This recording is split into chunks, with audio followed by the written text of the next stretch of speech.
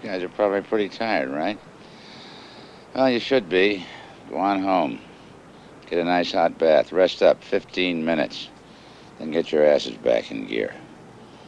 We're under a lot of pressure, you know, and you put us there. Nothing's riding on this except the First Amendment of the Constitution, freedom of the press, and maybe the future of the country. Not that any of that matters. But if you guys fuck up again, I'm going to get mad.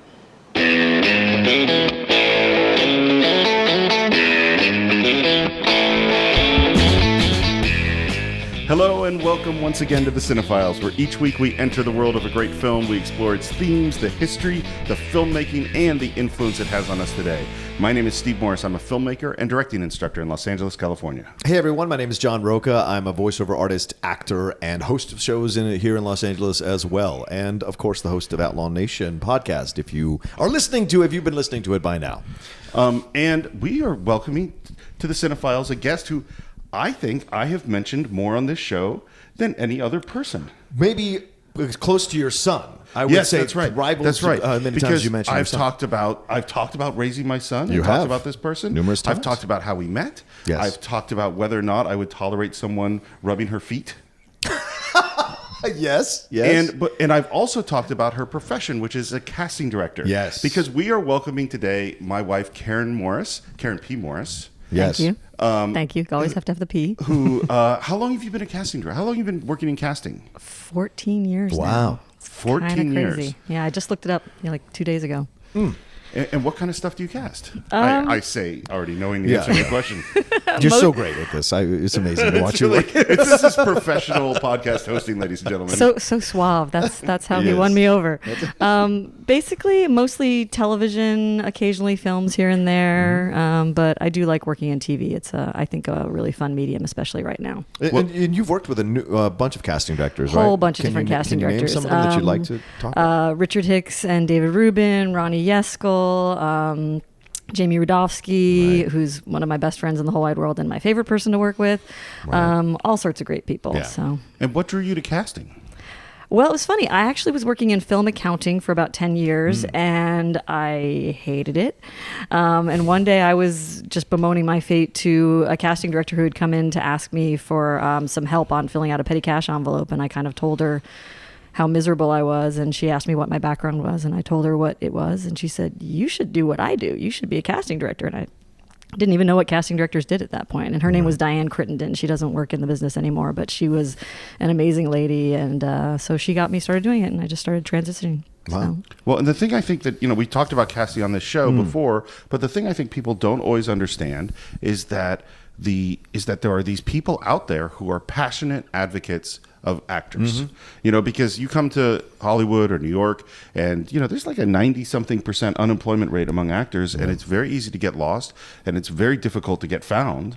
And I know one of the things that you love doing is finding and championing a new actor is just the best, because when you find somebody who's got that spark, that something different, something new that they have that you haven't seen before, and you want to just get that out there so more people can see it, because it's so difficult in this town.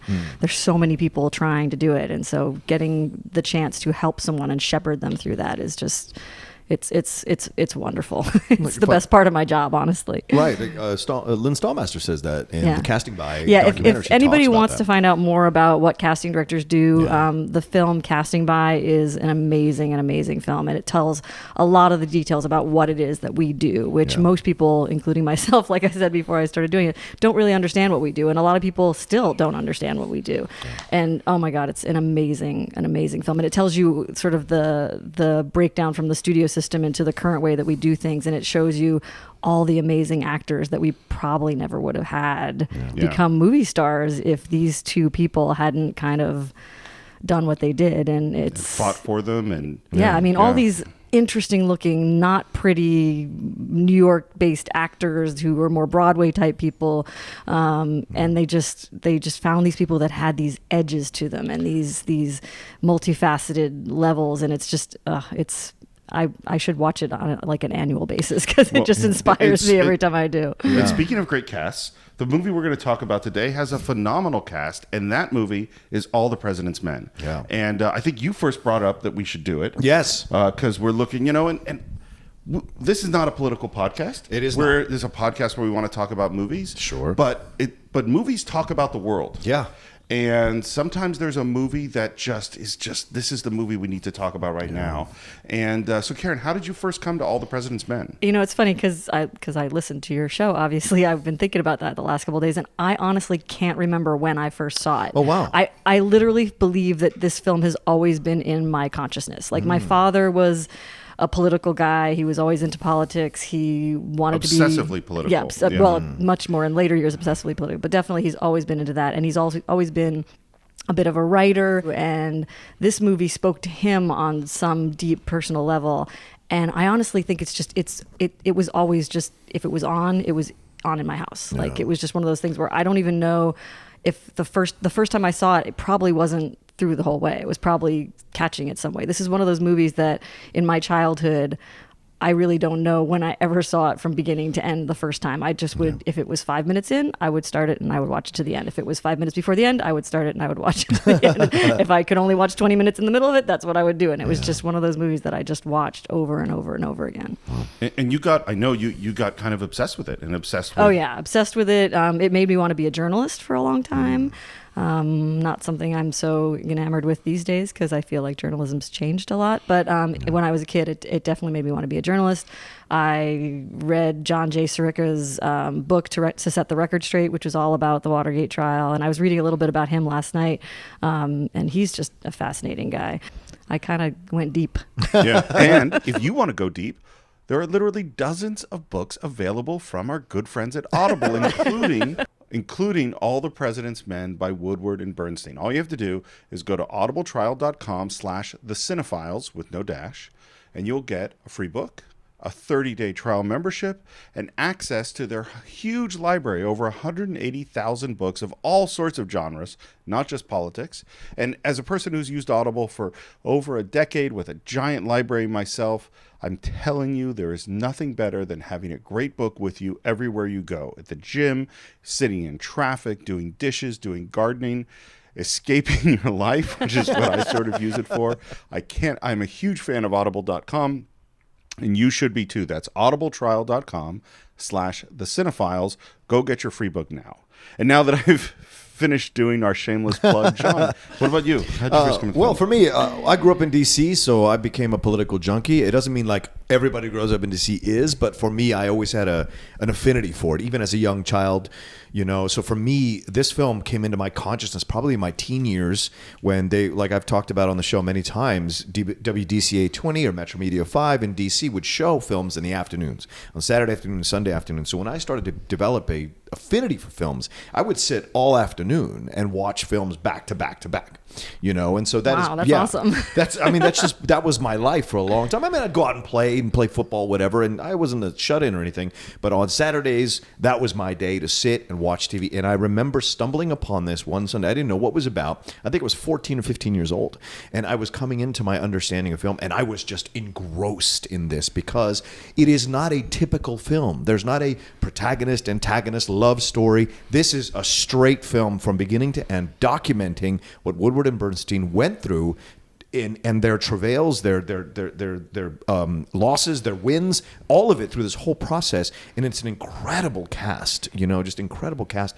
And the pace of the film never lets up. And everything about it is different too. I mean, like the angles and the way that they shoot things, the long drawn out, they take more liberties in taking time with things than most films have done, I believe, even to this day, because they had to. It was not, they couldn't tell it traditionally. And so it's so fascinating, even now to watch it, over and over again, is you, every time you watch it, you go, oh, that's interesting. Why did they choose to do it that way? Well, that was making it cinematically interesting, something that's kind of more cerebral, and it's hard to find a way to make that filmic. Right. And I think that's why it stuck with me, because it was such an unusual way to do a film that I kept coming back to it whenever it would come on. And, just all the Dustin Hoffman, Robert Redford, like all of them just kind of sucked me in. So for me, and I've watched it numerous times over the years, over and over and over again. And this last time was so powerful because of what's happening in our current political climate. So...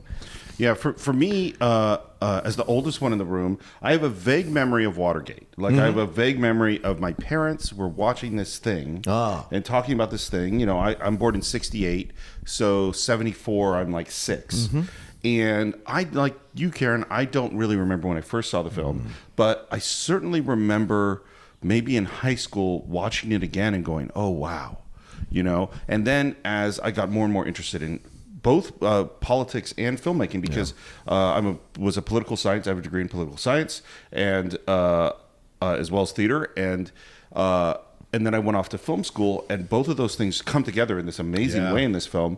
And the more that I saw it, the more this film amazes me. I don't understand how it was made. I don't understand how it got made. Definitely don't understand how it got made. It is so unique. And what struck me is, Karen and I watched it again a week or two ago, is for a subject matter that seems so dry, it is so compelling. Yes. Right from the beginning. Yeah. You cannot turn away. And what you're watching is a guy taking notes while talking on the phone. Yeah. Or a guy typing. Right. And you go, well, that's the most boring thing that you could but it's possibly funny. put on We talked film. about this last night because I rewatched it again last night because I just really wanted to have it fresh in my mind before today, even though we just watched it a week and a half ago. But honestly, Steve came downstairs and caught me at one point, and I had to pause it and say, Robert Redford is amazing here because he's finding these ways. I have no idea if it's accurate. I don't care if it's accurate.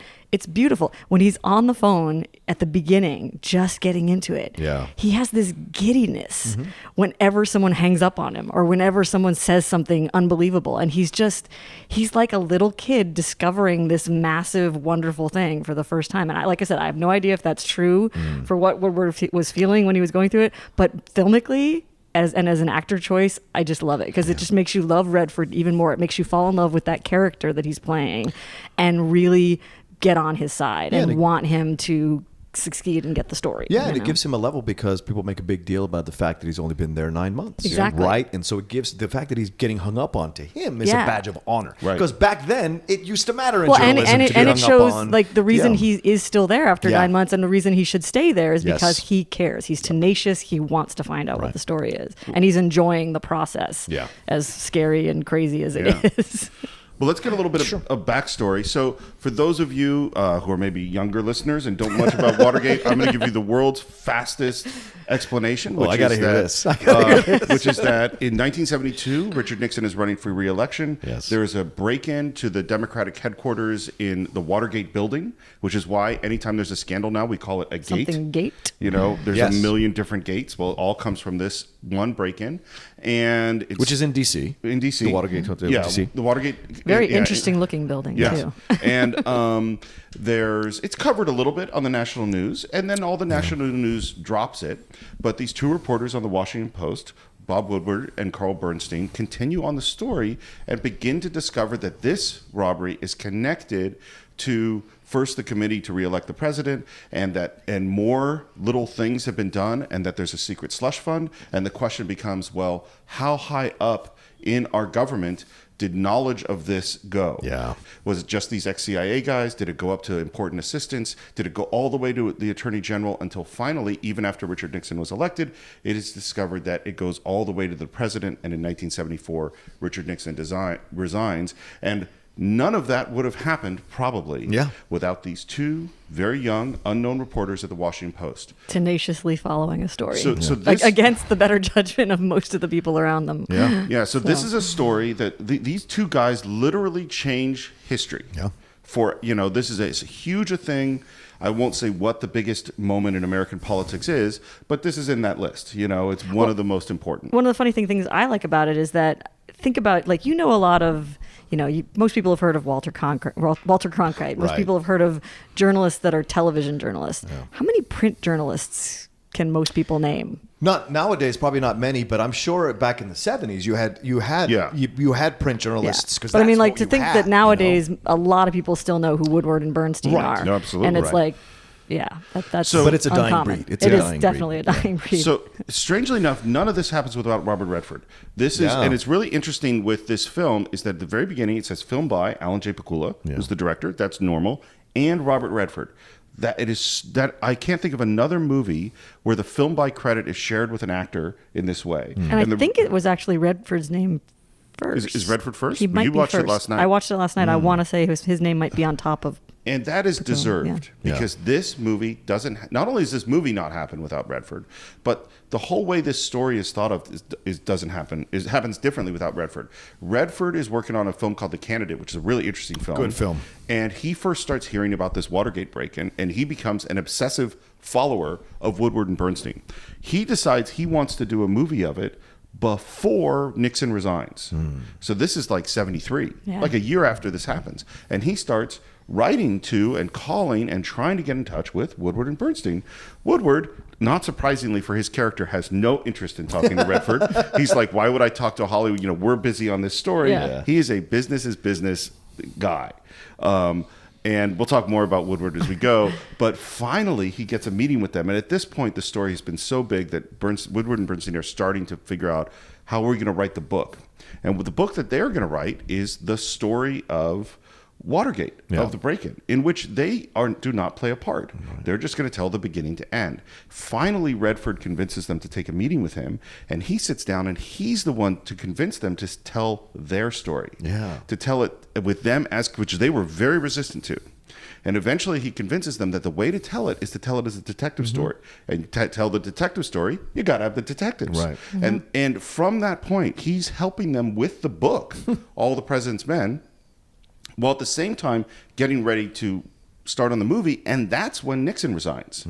You know, that's what's so remarkable about it. So Redford deserves so much credit for this. Yeah. Well, and it's also interesting too. I read last night that the whole, because I've never read the actual whole book of All the President's Men, but apparently the book goes a lot further. Oh yeah. You know, and like this ends. You know, the movie ends where it does, and the book just keeps going for a lot more. Because they're working on the book for a long time. Yeah, and so I remember renting it from the library. and so that I reading think it, I read that it was Goldman's decision to stop end it where it, it to end it where it does, and that was a key thing to making the movie work. Well, this is important too, what Redford does here, because by doing it through their eyes, we can connect to people and connect to them and understand what they're going through in trying to break this story. And so it makes the most sense to make it that way, because we as human beings love a good detective story. It's what drives us. It's why Law & Order has 75 seasons. It's why these procedurals will always be around as long as TV or any form of media is available. Procedurals, just people love to feel like they can figure stuff out. Like it's just a thing for them. And it humanizes the horribleness of what's happening in Watergate. Absolutely. Like, I mean, this terrible thing that ripped apart the nation is, you know, it humanizes it. It makes you see all the little people involved and how every one of them was affected in some of them in a cataclysmic way, you know, and some of them in a very minor way. And it's just. Well, and you mentioned William Goldman. William Goldman's the screenwriter. Yeah. And this is one of the great screenwriters of all time. Indeed. I have a story for him when you're done. Okay, good. Yes. So Redford first got to know William Goldman because he wrote Butch Cassidy and the Sundance Kid. Oh, that's he right. also wrote The Princess Bride and Marathon Man and all sorts of great stuff. He also wrote one of the great books on Hollywood, which is Adventures in the Screen Trade. So for all of you screenwriters and filmmakers out there, I highly recommend it. It's a lot of fun. Yeah. And so I want to hear what your story is. Well, I do one quick thing on Woodward and Bernstein. It makes sense that they wouldn't want to put themselves in the story, because the reporters back then didn't make their stories about It was themselves. not about them. Right. Nowadays, like ESPN, when it first started, the reporters did not make the stories about themselves. Now it's all about their reaction to everything. It's so at times can be so irritating for me. But I used to temp at the Writers Guild. And so for about 40 years, I would temp off and on at the Writers Guild, and it would kind of supplemented my acting income when I first got to LA. And it was a great experience. I loved working at the Writers Guild. Nice people, good people, was fun. But I worked for a particular department, and I was tasked with sending this letter to William Goldman. And I was given the wrong information, and it removed his credit from something. Now, at this point, I'm not that familiar with William Goldman. He sends the most scathing letter to destroy me about, like, who is this kid that sends me this letter and tells me this, that I wrote, blah, blah, blah. You need to, and the department head, to her credit, came up to me and she said, what were you told? And I showed her the emails, and she goes, okay, clearly it was a miscommunication. Don't worry about it. Because I was like, oh my God. Everyone's like, William Goldman, don't send him anything anymore. He's going to sue us, blah, blah, blah. There was a whole thing. And I was like, completely like, oh my God, I'm so sorry. Once I saw his credits, I was like, oh my God, I'm an idiot. I should have triple checked this whole thing. But I was just trying to make my money. You're a temp. Yeah. A temp should not be said. It's like, hey, temp, write to Francis Ford Coppola. You're right. But I guess they figured because Tell him I'd he been didn't there. make The Godfather. Yeah, exactly. He didn't write The Godfather. But it was it was a very eloquent destruction. So I will say he's a fantastic writer. Oh, no question. Well, and on regular Please discourse. tell me you still have this letter somewhere. Are you kidding? No, of course not. It scared the shit out of me much I got you rid must of it. find this letter and show it to I me. would have kept it. I would have kept it. I'm sure he does. I'm sure he does. Well, William, if you're listening to the podcast and you want to you can visit us on Facebook and post the letter. Anyone who works at the Writers Guild who wants to help us track down this piece of paper. So obviously screenwriting is a very difficult job. Yeah. And one of the things I sort of wish, particularly with this screenplay, like, when you're watching like Olympic diving or something, they discuss the difficulty of the dive. Yes. And then the score is based on the difficulty. This is I can't conceive of how difficult this screenplay is to write. Yeah. Because this is a screenplay that is essentially all exposition. And exposition is like, here's the information the audience needs to know. Well, that's the whole movie. Yeah. It's just a long, long list of exposition and a lot of people typing and making phone calls. And figuring out how to make that dramatic is so hard. And one interesting thing about it, so it's Redford, Goldman, Woodward, and Bernstein. They're all sitting in Woodward's apartment or Bernstein's apartment or Redford's apartment, or all working, trying to bang this thing out, trying to figure it out. And Goldman, I think in Adventures of the Screen Trade, tells a story of Bernstein's girlfriend who just kept throwing in her opinion, and he kept going, well, who is this girlfriend? I know where this is going, and it's really awesome. Why who let her in? Right. And of course, Bernstein's girlfriend, who later became his wife, is Nora Ephron. Oh, wow. Yeah. How so funny. Nora Ephron is sitting while they're trying to write All the President's Men. She can't control herself. She's got to throw in her 2 cents, which is awesome. And once you hear that story, it's kind of like, man, I wonder what Nora's a great writer. Yeah. Well, What else apparently she and Carl did some drafts along the way. Oh, really? Yeah. I didn't know that. Yeah, Wow, they did some drafts along the way, and then I forget some of the horrible things that were said in the stuff that I was reading about it. But yeah, He's not that great. He's not that cool of a guy. Goldman's a bit of a cantankerous old man. He's got a lot of personality. He really does. Yeah. yeah, I think he had some scathing things to say about Nora and What else is Carl's attempts. Yeah. And originally Redford, he wasn't going to be in it. Really? Yeah. He likes to do this. Yeah. That's the thing about Robert Redford. He's a character actor in an ingenue's body, but he likes to play both sides. It's true. It's right? true. He likes to play both sides, like we were talking about on what we just did. The Graduate. On The Graduate. Yeah, well, he was supposed to be, right? Wasn't he? Right, he was supposed to be Benjamin Braddock. But Yeah. he talks. But Steve mentioned the story where he talks about the fact that the director came to him and Mike Nichols came to him and was like, "Have you ever failed getting a woman?" And he's like, I don't know what that means. And that lets you... So he can play the ingenue when he wants to, but inside he's a character actor. And I admire these people. Clooney's like this. Yeah. I admire these people that don't just rely on their looks. They're driven by their brains as well. And he is one of these guys that could have easily sat back and just made all this money and been a successful Lothario, but he wants more. And Clooney's the same way, and I love this. Well, and didn't we watch in one of the docs that it was that they basically said it's not going to happen unless you play Woodward. And so at that point, he's so passionate about it, he's going to make it happen, which I can't imagine anyone else playing it. And honestly, he looks pretty close to the part too. So I mean, close enough. I mean, obviously Robert Redford is a really attractive man. I'm not talking smack about Bob Woodward's looks. But he's no Robert. But if you put Bob Woodward and Bob Redford on the runway, like Redford's the worst I'm wingman saying you could ever have. It's not too much of a leap of faith to say that he can play that role. Right. It's funny that you bring up Clooney because they're both directors. Yes. Right. Is that, and this is the thing with Redford, and I know we talked about when we talked about The Natural, is his acting. He doesn't do a lot. He's not a flamboyant actor. He's not like making these big things, but you can always see the wheels turning. Mm-hmm. The intelligence and the thought process with Robert Redford is so clear, and that's so key to this movie. So let's get into it. Yeah. Let's start. Let's do it. The movie starts with Nixon returning from China. Yes. And this is this use of news footage throughout the film, and it's always sort of kind of on a TV and in the distance, and it's used really beautifully. Except at the very beginning, it is the actual. Yeah, it's a full screen. The full screen. Yeah. at the very beginning. And what's really important about this is Nixon at his peak. Yes. Oh, This yeah. is him triumphant. And simultaneous to that is we go immediately into the burglary. Yeah. Which is dark and thrilling and tense. Unsettling. Unsettling. Yeah. And there's this one moment to me that's really remarkable, which is that the security guard finds the tape on the door. Yeah. Did you know that the guy who plays the security guard, I believe, is the actual guy who found the No. tape? I read that didn't. last night as Wow. well. Oh, wow. That's That's great. amazing. I'm pretty sure. So Well, it's not that far out, right? Yeah. No, 1976 is when this film was made. Yeah. Yeah, I mean, that's one thing we didn't mention. Is Yeah. like making a story about a true story right after it's happened. I mean, the country's literally reeling from Yeah. this. They're still, the country's still, in pain. Yeah. So this guy, I think about that guy finding that tape because just as Woodward and Bernstein changed the world, so that guy. Yep. It's all in the You small know? things. Yeah. Yeah, and a call goes out to the police, and some kind of off-duty detectives come over. One of whom is F. Murray Abraham. Yes. Murray Abraham, our Yes. favorite. Which was so Yeah. great.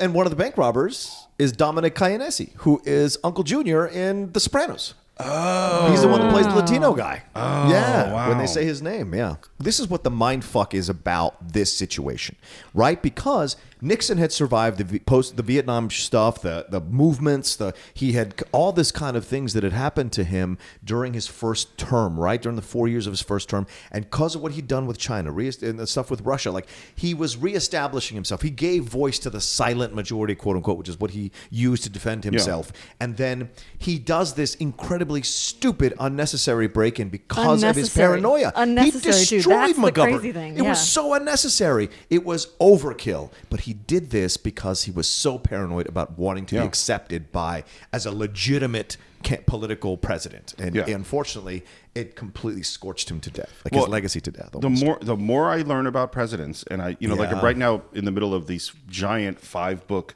tome on Lyndon Johnson. Are you reading those? I'm almost done with them. God, those are amazing. Yeah, unbelievable. Yeah. And the more I learn, it's like, all these people are human.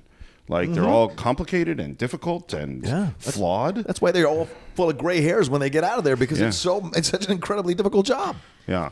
Although honestly, I'm getting a lot of gray hairs, just like.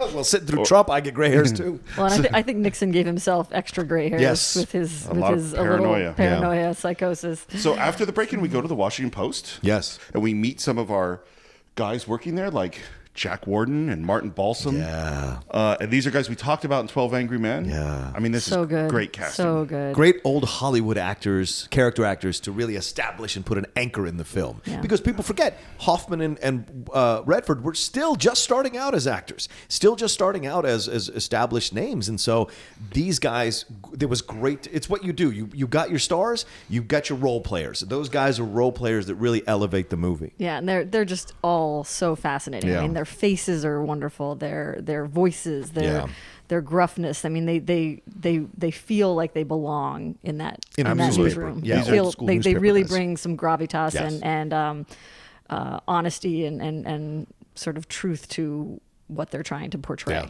So and let's talk about this newsroom real briefly. For years, I just assumed they shot at the Washington Post because it was so real. They wouldn't let them. They wouldn't let them because the Post is going 24 hours. Right. And so what do? The George P. Jenkins, who's the set designer, itemized every single item in the whole place, and they rebuilt the entire newsroom. Took trash from the actual Post, I believe. Yeah. And bought the desks from the same place that they Wow. had bought the desks from, and painstakingly recreated the whole thing. I think it was about $200,000 to create that one set. And there was no stage big enough, so they actually broke through the wall between two stages to build a set big enough to be the entire Washington And I'm Post. so glad they did, because all those scenes in the Post are just the running and the long shots, and there's so much good stuff to help the movement on what we've said is a not very moving story. It's a very expositional story. So being able to see these moments of them running here or looking there or talking across to this person, or the rack focuses between Redford and Hoffman's desks, and I mean there's just great stuff that's happening. Yeah, in that those room all the newsrooms time. look the same even up until like Man of Steel recently. Right. They all look the same. So yeah. And the getting that reality is so important to this film. Like just as Woodward and Bernstein care so much about the truth, Redford and Pakula and this team cares about, we have to get this right. Yeah. This is important. When you make a Superman movie, Yeah. it's not real events. It's not real people. No. Although there is actually a lot of pressure to get it right in those as well. So our young reporter Bob Woodward goes down to this court where the guys who broke in are being arraigned. The 5 burglars. And there's this strange man sitting there. These are great scenes. Excuse me, what is your name? I'm Bob Woodward of the Washington Post. Markham. Markham? Mr. Markham, are you here in connection with the Watergate burglary? I'm not here. This lawyer is just sitting there. Right. This guy's sitting in an immaculate light blue 3-piece suit. Yeah. One of the great character actors that I forget that actor's name, but I've seen him in a million things. Yeah. And they have They call him a country club lawyer. Yeah, He's very much a country club lawyer. Yeah, and they have this great exchange, and he just great lawyer doublespeak all the way through to the end It is one of my sequence. favorite scenes in the movie, and it does not. I mean, like it's so unimportant, but the chemistry between those two actors are great. Why are you here? I'm not here. Well, clearly I am here. But only as an individual, not as the attorney of record. Who is? Mr. Starkey, Do you have any... whatever you want, you'll have to get from him. I have nothing more to say. And then he follows him over to the water fountain later. I mean, it's so good. But it establishes what we're going to see in the film. These are great sequences, but they establish we're going to see the dogged determination of Woodward, which is Robert Redford's character, and we're going to see people constantly trying to convince him not to do it, convince him that it's not happening, convince him to let it go. And this is the whole film, But So things keep to do it this happening way. that make Woodward go, wait, what? Yes. They say, and what was your previous employer? CIA. The what? Central Intelligence Agency. And you see, and Woodward writes down on the notepad. There's a moment of like his CIA. eyes popping and then him writing something down in his notepad. And we go, oh, what's this about? And this is something we're going to see over and over in the film. We go back to the Washington Post, and we're just starting on the story. Woodward's on it. Bernstein wants to get on it. And Bernstein, he's always jumping ahead. This is one of the things we're going to see, a dynamic between the two characters, is that Woodward is, to some degree, plotting. He's like, we must know everything. Which is necessary in journalism, I think. I mean, that's why I think he's necessary for this story to have happened. Yeah. Well, and if you read I've read a couple of his books, and if you read any of his books or you see him interviewed, he is, and I mean this lovingly, like one of the most boring people in the world.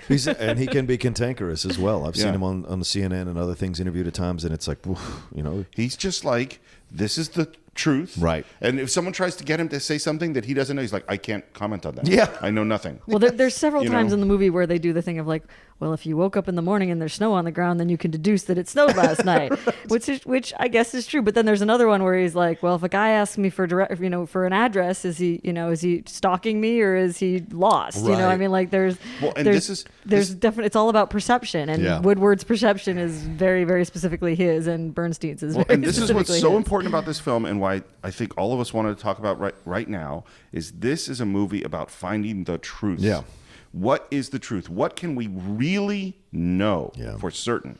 And we need a lot of finding the truth right now. Because it's hard. Yeah. It's tough. Yeah. And this is the difference. Establishes the difference between both of them, right? What you said, Steve. Woodward is about what is the truth. Bernstein is about how do I make the truth interesting to read, right? Well, and where can I jump to next? What can I deduce from the little bit of truth I have? Right, and that's a great combination. You need to have those two people. That's why they're such a great team. Is that they really complement and pull each other back. Exactly. Well. And restrict and influence. Exactly. Right? And it's great casting with Redford, who is the star, the more like, controlled, thoughtful guy, and Dustin Hoffman, who is the big character actor guy, and Hoffman, when he was every day at the Post for 2 or 3 months before this movie. Of course he was. And I think they both did too. I think Redford was there for some of it there's too. no question that Redford's not that Redford does his homework. Right. I mean, Yeah. the guy is well He's prepared. influenced the book. Yeah.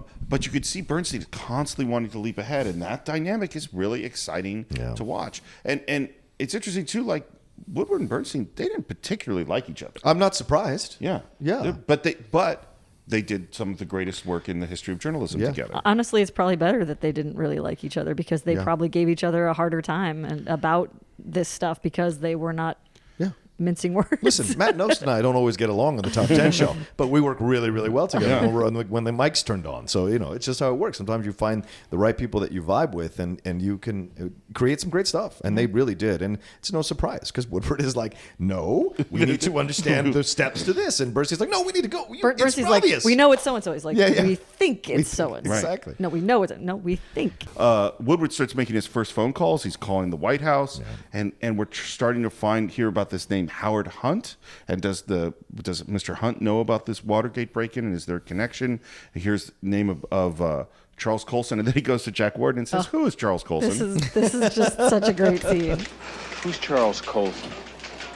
Sit down. I'm glad you asked me that question. The reason I'm glad you asked me is because if you had asked Simons or Bradley, they would have said, we're going to have to fire this schmuck at once because he's so dumb. Oh, who is Charles Colson? The most powerful man in the United States is President Nixon. You've heard of him.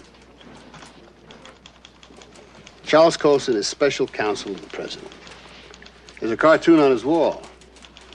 Caption reads, when you got him by the balls, their hearts and minds will follow. Jack Warden's such a great actor, and I love the moment of, I'm so glad you asked me that. And the great thing about it, the great thing about this moment is twofold. One is it's just a great moment on film. It's entertaining. It's awesome. The other thing is this is brilliant exposition because what they're really doing, whether Woodward did or didn't know Colson, is immaterial. They need the audience to know who Colson is. Exactly. And then they take it even further because in another scene, just like one or two later, he then chooses to say, well, we're talking about Colson, the special counsel. And right, exactly. So he then chooses to then educate the rest of the room, who probably obviously already know. But he's choosing to, just in case, let me show you the knowledge that I have, which it's just a lovely piece of exposition. And we also start to see just the taking careful notes, drawing little doodles, and for whatever reason, and this is where, if you haven't seen this film and you've heard us talk about taking notes and sitting, you're thinking this movie is slow. Yeah. It ain't. No. It is so compelling and involving as this mystery is unraveling. It's really quite brilliant. And you're hearing different voices, different phone calls. It's all put together really beautifully. And by the way, as an OCD person, their note-taking makes me crazy. Like, I don't even, like, how... He's writing on the same phone conversation 20 different places on the page. How does he remember what came from what thing? Like, it made me crazy. And particularly when these are important and they reference over and over again, like, yes, I have that in my notes, therefore it's proof. Yeah, this is like... It's right between the doodle of the house and the guy in the dark sunglasses. Yeah, but that's how a mind works sometimes, right? Connective tissues to words, like maybe the house connects to something. It's interesting. So Woodward goes and reports to the editors. Yes. And one of these cool things is that, little tiny clues that stick out, like the CIA thing stuck out, or this time they volunteered that Hunt was innocent, but he hadn't asked them that question yet. That was great. Yeah, that's a great scene. Then a PR guy said this weird thing to me. He said, I'm convinced that neither Mr. Colson or anyone else at the White House had any knowledge of or participation in this deplorable incident at the Democratic National Committee. Isn't that what you expect them to say? Absolutely. So? I never asked about Watergate. I simply asked what were Hunt's duties at the White House. They volunteered he was innocent when nobody asked if he was guilty. And that's the first moment where you're like, oh. By the way, Jack Warden, if we ever do the verdict on this podcast, I want to. That's my favorite film of his. Jack Warden is one of these guys that lets you know the joy of a character. It's not so fine. Nice reference, my friend. Wow, I forgot that movie even existed. Jack Warden is so great because he's one of these actors that no matter what he's doing, you believe every second of screen time that he's on. There is nothing but truth in his work. And in this, I love the outfit they put him in. I love the way he delivers his lines, the matter of factness.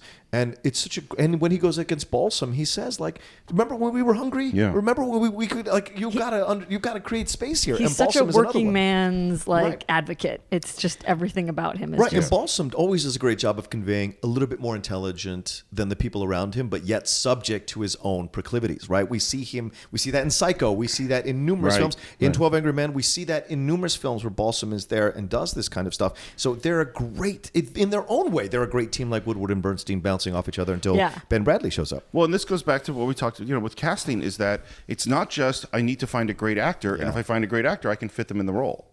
It's finding the right person. Exactly. Yeah, it's the chemistry between and among actors and with the directors. And There's just something magical. And one of the things that starts happening in this editorial meeting is now we started to go, oh, maybe there's a story here. Yeah. Why would we put Woodward and Bernstein on this I would story? put the rookies on the story, right? Yeah, let's get some pros on this. Yeah. And this is, as you say, Jack Warden is their advocate. He's like they're fighters. Yeah. They're going after it. And they're not quite working together yet. No. They're Woodward's on the story, Bernstein wants on the story, and Carl Bernstein's a guy, whereas Woodward started on the paper 9 months ago. Bernstein spent his whole life essentially in newspapers, from being a kid delivering papers to being an assistant. He has been around papers. he's like, I've been on this since I was 16. Yeah, I mean, he's been working it and not getting anywhere. Yeah. And just getting these. He knows the ropes, but he hasn't had that chance yet. And he wants on this story. And I think what's great about Hoffman's performance in this whole film is, he's got his overt aggressive moments, and that's later, like that scene where he's running in the dark to the car with Robert Redford, which is so unnecessary, but Right. Hoffman wanted to do that because he wanted to show how great he is as an actor. But there's this, he's sitting on this aggression, like this desire to do things. And even when he's sitting there leaning against the desk with his big floppy hair, he has this, you can feel his desire to want to jump in and want to be a part of it and want to be, so it's so great because it's a great juxtaposition to Redford's calmness as Woodward. So I love the back end, and I love what he's doing as an actor in this whole film. He's sitting on this desire to push. Well, and it's we had to say, like, we literally just talked about The Graduate yesterday. Yeah, we did. In terms of when we're recording this. Yeah. And to look at Hoffman in The Right. Graduate and Hoffman in this film. Yeah, 9 years later, yeah. They are totally different. Yeah, I very mean, this is different. to see what kind of an actor this guy is. He is an unbelievable actor. The moment when Bernstein rewrites Woodward's stuff. yeah.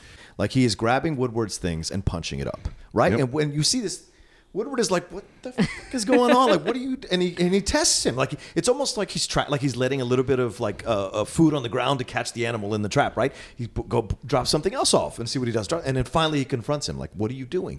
I'm just helping. It's a little fuzzy. May I have it? I don't think you're saying what you mean. I know exactly what I mean. Not here. I can't tell from this whether Hunt works for Colson or Colson works for Hunt. May I have it, And please? so many conclusions May I aren't have there? Yes, I'm not looking for a fight. I'm not looking for a fight either. I'm just aware of the fact that you've only been here 9 months. What does that got to do with anything? Well, I've been in the business since I'm 16. What are you saying? Well, I'm trying to tell you that if you'd read mine and then read yours... May I read yours? Yeah. I walked by, gave yours a glance. It didn't look right, so I just figured I'd refine it a little. That first paragraph has to have more clarity. The reader's going to understand it. You don't mention Colson's name to the third paragraph. I think mine's better, but you go ahead and read it. If you think yours is better, we'll give yours to the desk. I've got Colson's name up front. He was a White House consultant and nobody knows Right. it. Yours is better.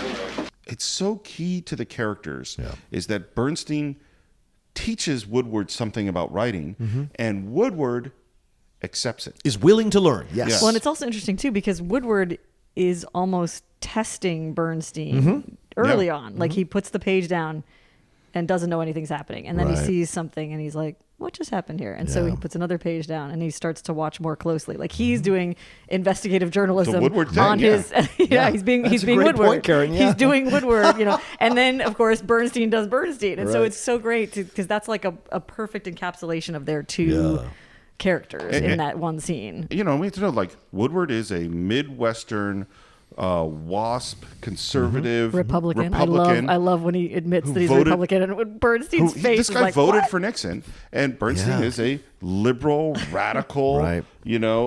Jewish city guy. They're just completely Yeah. different. in their methods and their way of working. They're just really, really different people. And now finally we got our team. Yeah. And they're really going to work together. And one of the first things we see is Bernstein sort of charming this. He's having lunch on this rooftop in DC and kind of charming her. And we see that, this is the guy with the personality. Yes. Which Woodward doesn't really have so much. And that ironic. But Woodward has a different kind of personality, which comes out later in a couple of the other scenes with the women we'll talk about when we get there. But how ironic that it's Hoffman who has the personality. I know, Redford, right? Isn't it great? But then Redford doesn't need to, does he? He doesn't have to woo. He just is, right? Where Bernstein, it's great the way he does that. And it's a great back and forth between him and the actress in that scene because he's trying to get to a certain thing, and he's got to massage her a little bit to get the information. Yeah. Well, and one of the things that is because this is a mystery. Yeah. And one of the things that you have to understand about a mystery is that mysteries are based on clues. Yeah. And that each clue leads you to the next piece of information. If that clue isn't clear, the movie stops. Yeah. And that's definitely how this follows, because that is the woman who says, they were obsessed with the Kennedys. They're checking out all these books on the Kennedys. This idea of checking on books, that leads them to the library. Right. The first thing they do is they call the White House librarian, and then this is one of those moments because she says one thing and then immediately changes. But what's more important is that somebody got to her in that space of 5 How do you know somebody got to her? Because she said that Hunt had there was a lot of books that Hunt checked out. And then she comes back and says, I don't even know Woodward. Mr. Woodward, Ken Clausen calling back. I've just talked with the librarian. Yes, sir? She denies that the conversation with Mr. Bernstein ever took place, and she I'm said sorry. She referred Excuse him me, to sir. the I'm sorry. You press say officer. she denies even knowing about the conversation taking place? That's right. She said someone did call her asking about Mr. Hunt, but all she did was refer him to the press office, and she denies that any other Total conversation bullshit. took. And listen, Steve, I will take the hit on this. I don't give a fuck. This is what's happening now.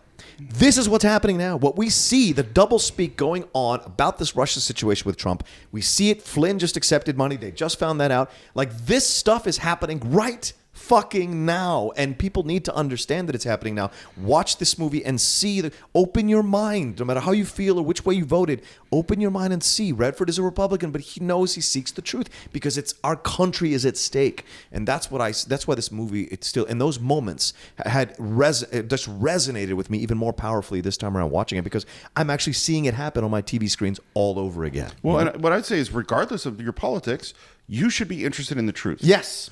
Absolutely. Is that whatever that is, and the truth, and one of the things that we see in this movie, the only way to find out the truth is slowly. Yes. And carefully. Methodically, yes. Methodically. Which comes up later in the conversation with Deep Throat, but yes. Yeah. Well, and it's also fascinating because if you think about it, I mean, at least prior to the current recent things that have happened in our political climate, Watergate has always been like the biggest political thing that has ever happened, at least in my awareness. It seems like that was always, if you were going to bring up the biggest political scandal, it was going to be Watergate, because it led to the resignation of a president. And now Watergate looks like child's play compared to the things that we're looking at happening right now. It's I mean, watching it again, it just makes you go, these are the things that brought down a president. Yeah, these are the things that literally ended Nixon's presidency. And how is this not happening right now? It's a petty human frailty versus something that threatens our existence as a country, right? There's the two differences.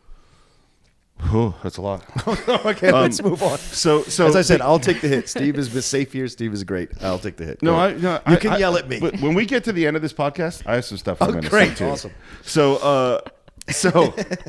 So the librarian leads us to the library. Yes. And we go to the Library of Congress, and this shot is so important in the film and so iconic, which is they're sitting there going through the card catalog one by one, and the camera pulls up and up and up the God's eye and view. up. And everything about that scene. I mean, the Foley on that scene is amazing. Like the sounds of the cards. Because I remember, going back and we're forth. old enough to remember looking for things in cards the and libraries. cinematography. There are some dissolves, I think.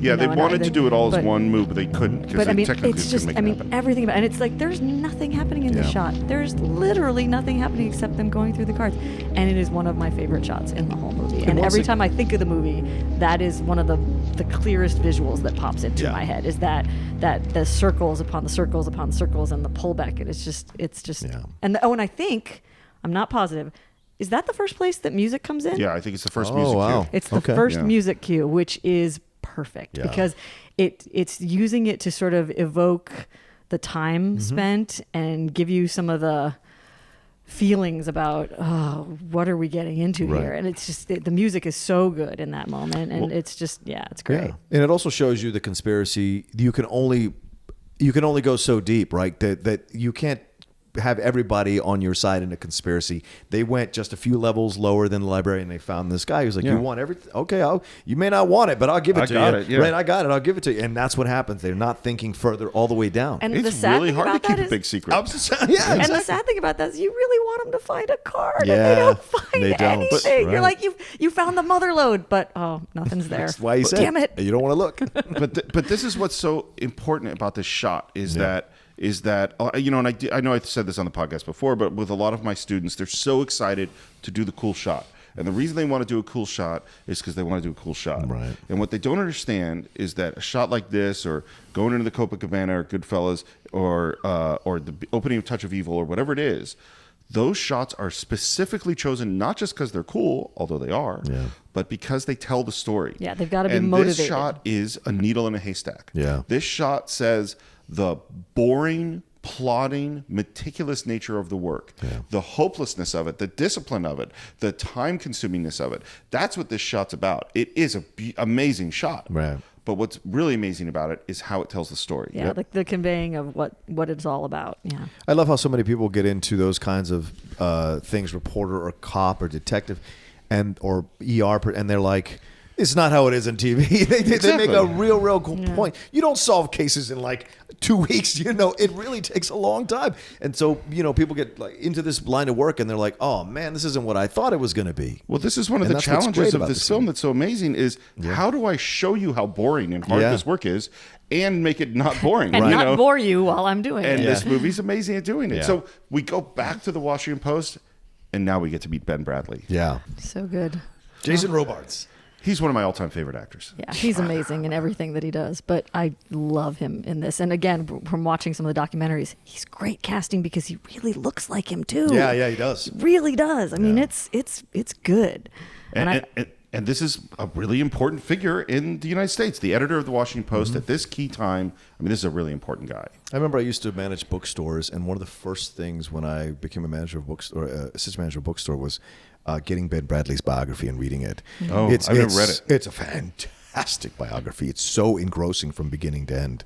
It's just great, and it's a picture of him like with his arms. And so when you see Robards do that occasionally, I'm like, yes, they studied that guy. Well, I wanted to ask you, like, as a person who's, because one of the things you cast or worked on casting was Game Change. Yeah. Which is casting real people to play people in the public eye. Right. And if you're casting someone like Ben Bradley, like, what's the approach? Like, what are you thinking about? It's hard because you don't want to be driven just by the look of the person, but in a perfect world, you find a person who captures enough of the essence of the look of the person, but also captures the essence of the feel and the vibe of that person, as well as being hopefully a fantastic actor. And that's the hardest thing about that kind of stuff, is that trying to find somebody that you can manipulate aesthetically enough to look close enough to the person that you're trying to do, but then also that really gets, and that's why I think Robards is so good, is that he really not only looks a lot like him, but he just, again, watching those docs, like you're going, wow,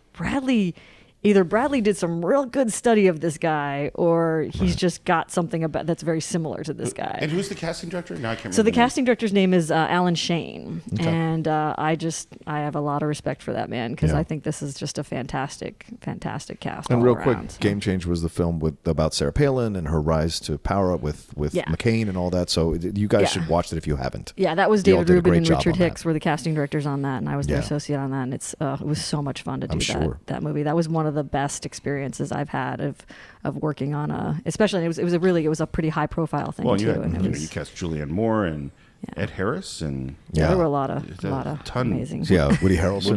It's a great cast. It's a good cast. It's an addictive film too. Yeah, it's a good film. Although it's a subject matter that makes my skin crawl quite a lot. This does too. I still enjoy the movie. And Jason Robards is actually in this. He is in this because he's buddies with Robert Redford. They had actually worked together on The Iceman Cometh, 1960 TV movie, directed by Sidney Lumet. Yes. And that's Redford's really his first big gig, one of his first TV gigs. Wow. And Jason Robards, I guess, had fallen a bit on hard times. What? Yeah. Oh, I didn't know that. And so, part of it was Redford wanting to bring him back, and he just kills it. Yeah, he's actually not in the movie that much. No, but he's almost more of a force than Woodward and Bernstein. Because he's immediately presented as almost like a dark overlord at first, because he takes their stuff and tears it apart and says, "You don't got a story here. Just bury this thing. Like put it on the 7th page." And they both Redford and Hoffman are like destroyed in there by what he's doing. Right? It's so fantastic. Well, you see this moment where Bernstein like starts to argue, right, and then Bradley just gives him a look. Yeah. Well, it's also awesome because it shows the two reporters and their differences. That Bernstein is starting to do it. Robards shuts him down, but then as soon as Robards walks away, Woodward is like, he's right. We don't have it. And because we don't have it, we have to go get our deep cover source. Yeah. Deep Throat. Deep Throat. Hal Holbrook. The great Hal Holbrook. Yeah. Love that man so much. Yeah. And for those of our younger listeners, I don't know that you can fully appreciate the power of this mystery of who this person was. My whole childhood and growing up until I'm in my late 30s, I think. Yeah. When did we find out again? I think it's like 2000 or something. Yeah, it was in the 2000s. I was giddy. Yeah. Who is Deep Throat? I was like, one of we're the great finally finding out mysteries. who Deep Throat is. I mean, I was like... Yeah. I was ridiculously excited, even though it really meant nothing to me because I didn't even know who Mark Felt was. But I was just like, we're finally going to find out this age-old, question, this thing that had like made us all...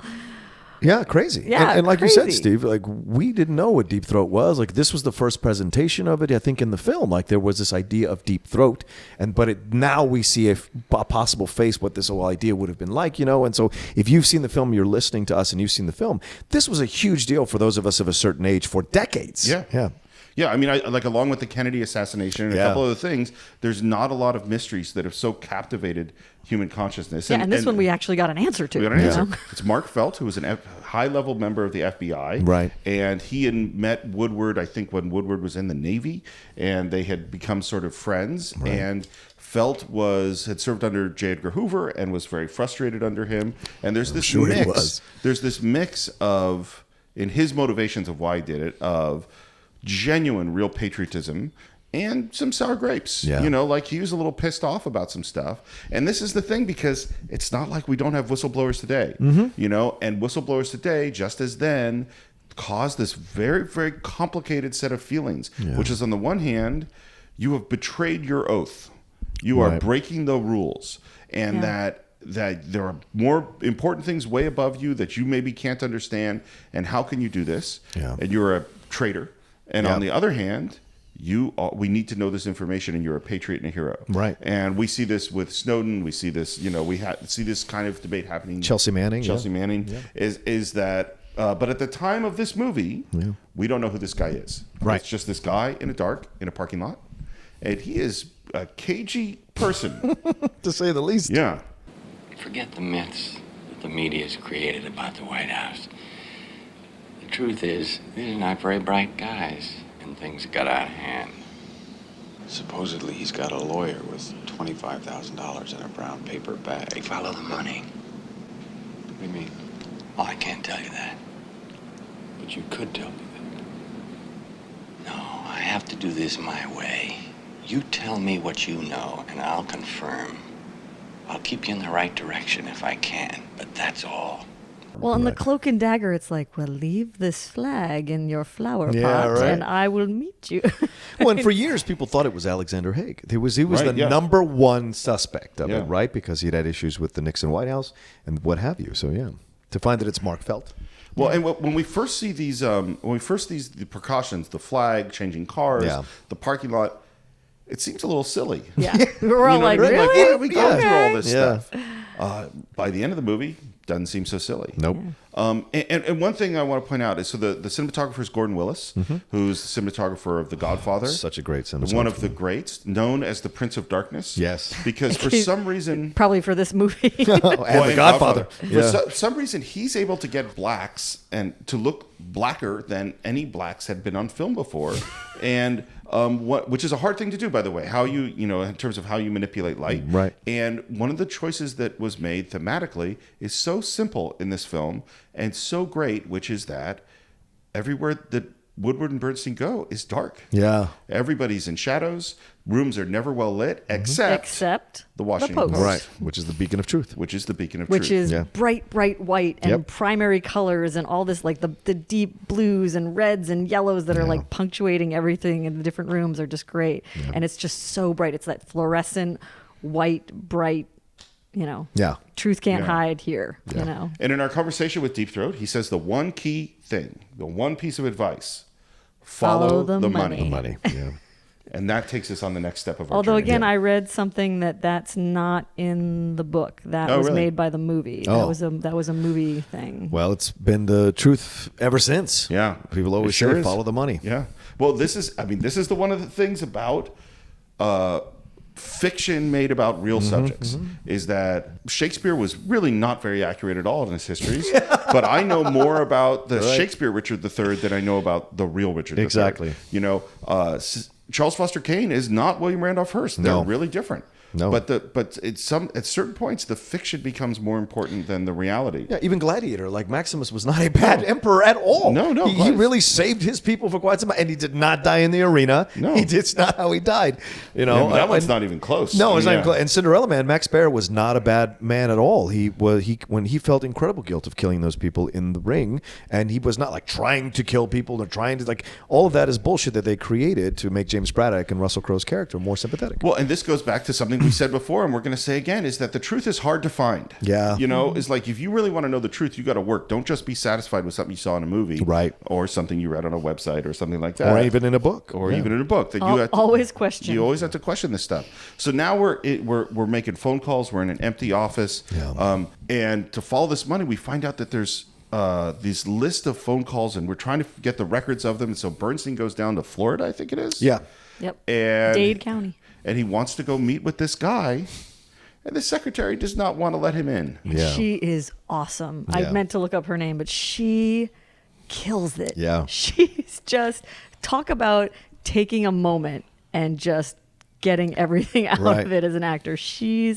Everything about her, she's so persnickety, and I just love her. And then her, Ned Beatty is who she's protecting, and he's fantastic in that role. Well, we get to see Bernstein's tricky little method, and this is part of the fun of the movie of how he's going to get in to see Ned Beatty. Creates this phone call, gets her out of the office, goes in to see Ned Beatty. Man, he just pops up in everything. Yeah, and it's always different, and it's always great. amazing. Yeah, always great.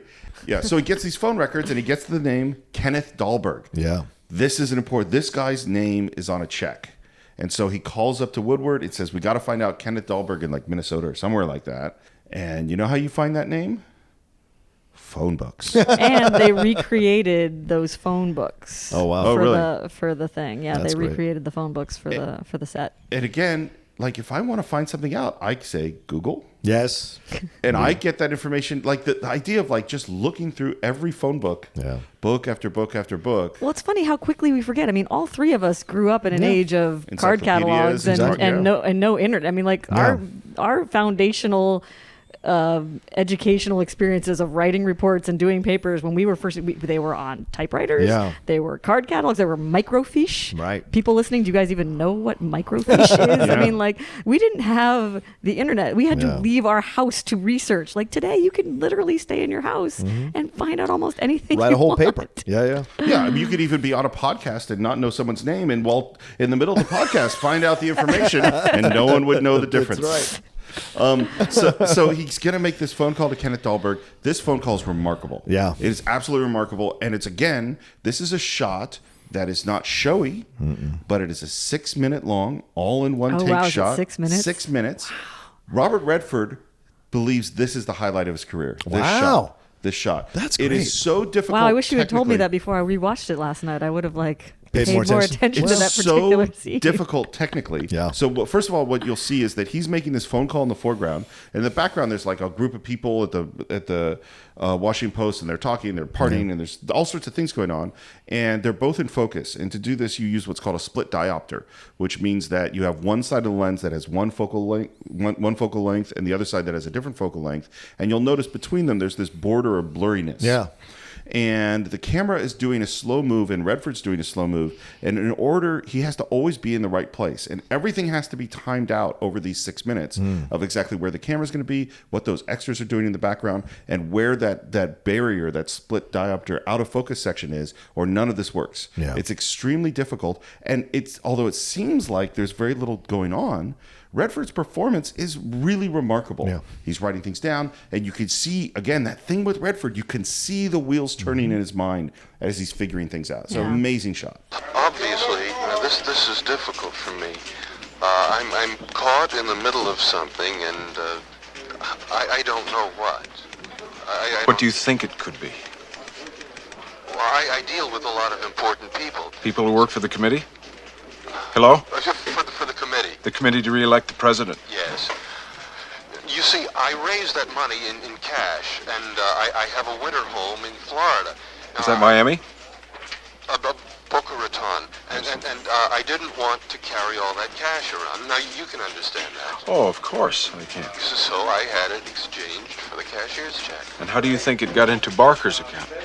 I know I shouldn't be telling you this.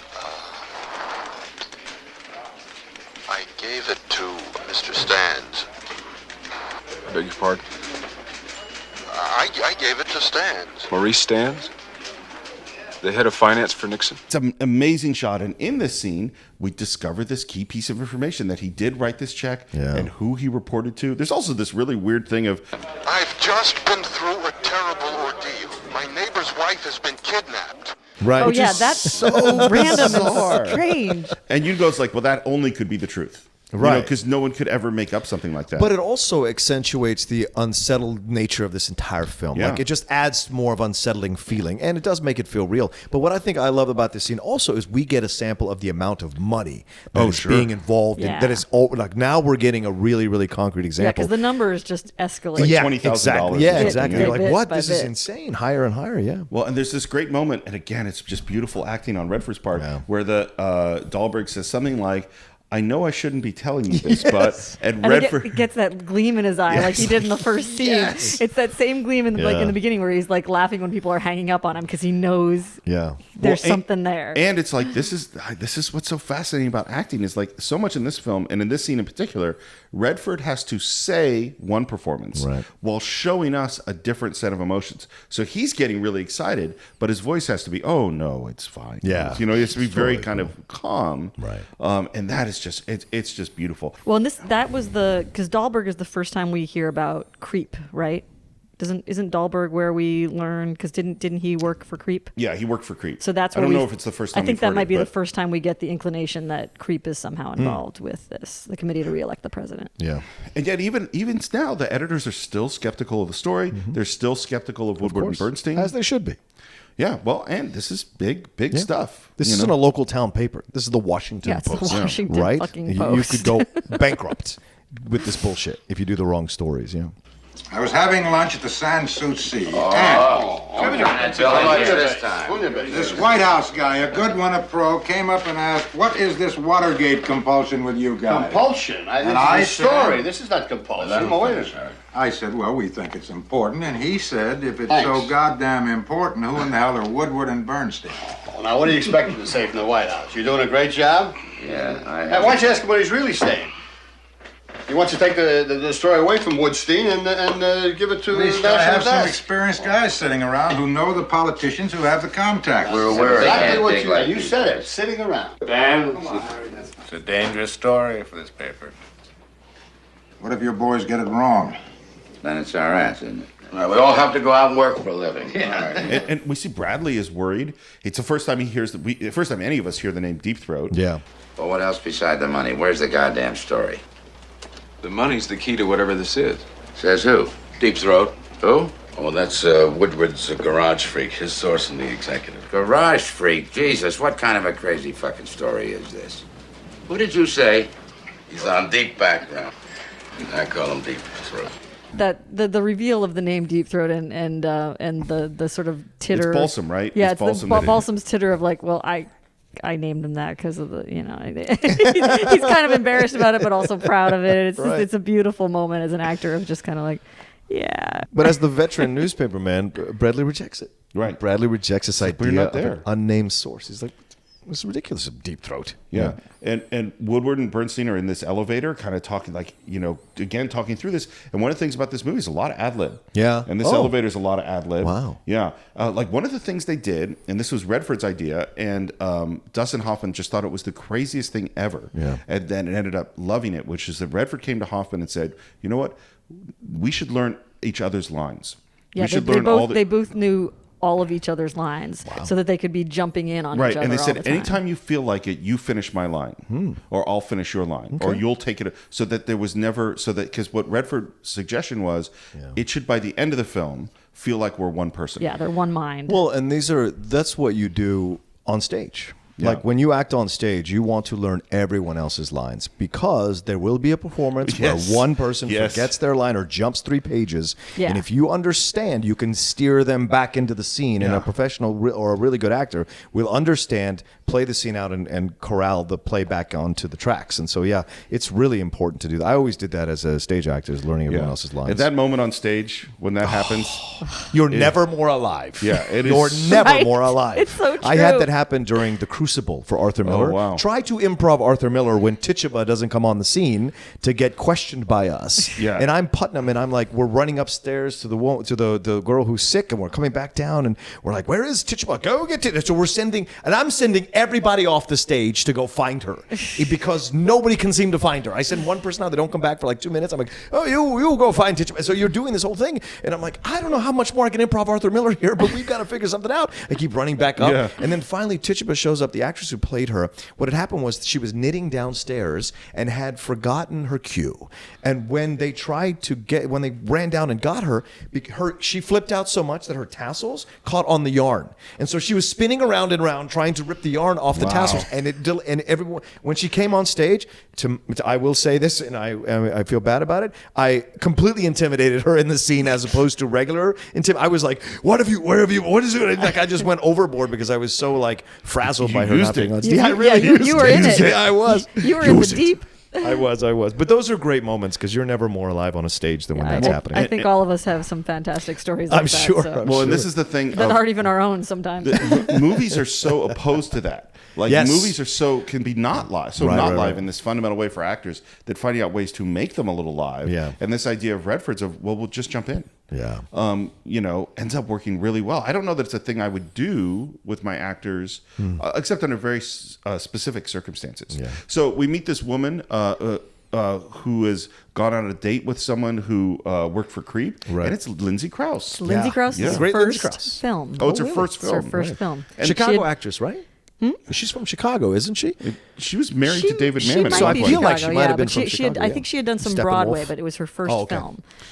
This was definitely her first film. She's amazing. Yep. And we get to this thing, which is how far do we push? Well, and this is the thing that I was talking about earlier that I love about the difference between Woodward and Bernstein too, is that Bernstein earlier we see him, finessing the woman. Yeah. He's finessing her, he's charming her, and he's doing all the right things to get her to open up and all that kind of stuff. And then they're asking Lindsay Krause to do this thing that she really doesn't want to do. No. And you can see Bernstein really wanting to push and really wanting to make it happen because he knows that if he puts the screws to her, she'll do it. Right. But then Woodward knows that if we pull back, that's what's going to get her to do it willingly instead of forcefully. Right. And she'll be much more on our side and a help to us in the long run if we get her to come to us willingly. Yeah. So he backs off in just the right way so that she kind of goes, God, I got to help these guys. Yeah. I got to help these guys. And she does it. Which is a list of the phone numbers of the people who work for Creep. Yes. And then we get this again. This is really, really boring. We are going to go through every name on this list and call them and try to figure out who knows what, and we hear name after name. But it's also fun because they show the deductive reasoning stuff of what it is to be a journalist and what it is to be trying to find it. And they're like, so how are we going to figure this out? It's in alphabetical order. How are we going to figure out who works with who? And they're like, oh, okay, let's look at the extension numbers. And I'm at 329. Is there a 327 or a 326 or a 328? And so it's really, again, making something a little more exciting that's not very exciting. And again, we're in this needle in a haystack. Doors slammed in their face. Doors slammed in their face. people frightened. People won't talk to them. Failure, failure, failure, failure, including they go to talk to a woman who's not, she's the wrong name. Yeah. They're in really there, she's funny giving them scene. coffee, they're having That's a great great. time, they're excited. And How long have you worked at the committee? Committee? Yes, the committee to re-elect the president. Oh, no, I don't work at the committee to re-elect the president. I work at Garfinkel's in the accounting department.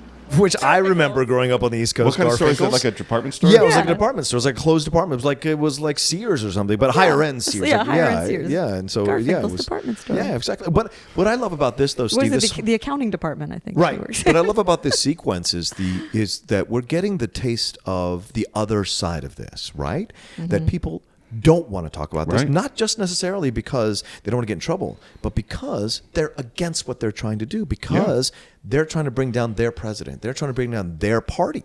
And that is important. We see that happening now too. People are resistant to this idea, like on the other side. Like, no, we've put in someone in power who's our party. We don't want to talk, or we don't want to get. And that's a thing. That's a real thing. And I like that this film does a great job of showing both sides of this situation and giving voice to both sides so that you can decide where you fall. And this sequence does that. Well, and there's a point in any, not just politics, but any group thing where loyalty is really important. Yeah, man. And you don't talk smack outside of your group because, look, everybody's human. Everyone has flaws. Yeah. And the fact that, like, John Kennedy was a womanizer and they didn't talk about that, his womanizingness, to me, is not important to his presidency. Right.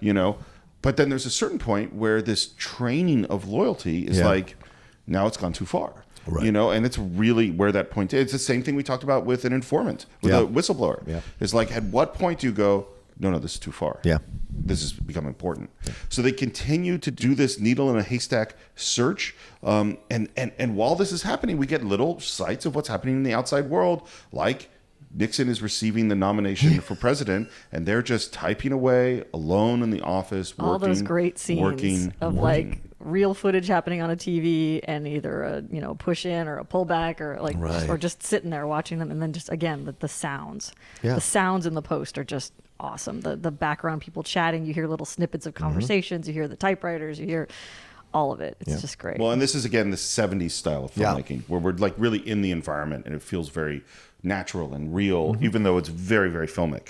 And in continuing this, like knocking on doors, Bernstein knocks on this one door, and the sister, not thinking about it, invites him in. Yes. And now he's going to talk She's to like, Jane. oh, you don't want to talk to me. You wanna want to talk to my sister. Yeah. Who's Jane Alexander? The great Jane Alexander. She is just everything in this movie. Yeah.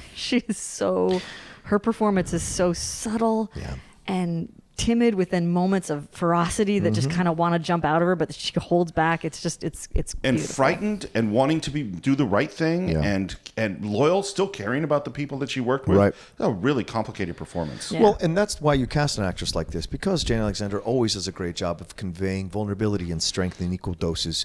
It's not strength in the way that it's overt. It's strength in that she's strong enough to show her feelings, to show her truth, right? And still resist, but then give in. Resist because the better angels of her nature, of her mind, of her intelligence, tells her more morally she has to do the right thing here, even though she knows she could get in trouble. She knows she's like violating the trust of these other people. She knows that what they did was wrong inherently, and you see that in those moments. Same thing if you watch her in Great White Hope with James Earl Jones. Oh, yeah. If you ever seen that movie, she really carries the power of his evilness at times. She carries that because she loves him so much. She's still willing to show her vulnerability, but still say who she is. You know? And so you see this here in the sequence. And the sister is just great, the way she totally absentmindedly sets her up in the situation. I wonder though. I wonder if it's absent-minded or if she's almost trying to help. Maybe because she the knows her thing sister. happen. Who knows her sister better than her, right? Yeah, I mean, because I never know on that one which way I think it is. But there's the thing that's happening, and it's happened in a very subtle way, is that through all these door slammings and people that won't talk to him, and in particular with this Jane Alexander scene, the fear is growing. Oh yeah, like where when our first Deep Throat meeting, I was kind of like, well, this is maybe it's a little silly. Now I'm starting to get scared. And Bernstein's Hoffman's intensity in this performance and his tenacity, his doggedness, to keep her talking, and how he does it, and the manipulation. I don't want you to feel you're in a position where you have to disclose names. I can just ask you initials. And in that way, you're not divulging any information. We have some idea. And would that be all right? Was there an M? And just not either way. And of course, he's smoking a lot of cigarettes, drinking a lot of coffee.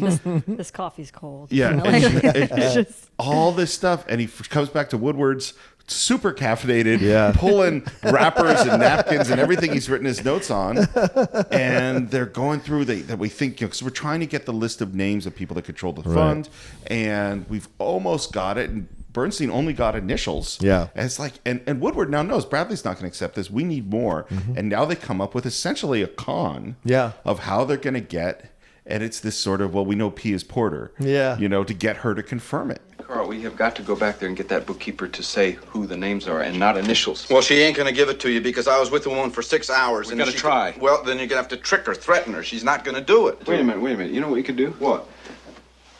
Listen, we go back there. Yeah. And you ask her who P is. Yeah. And then I say, no.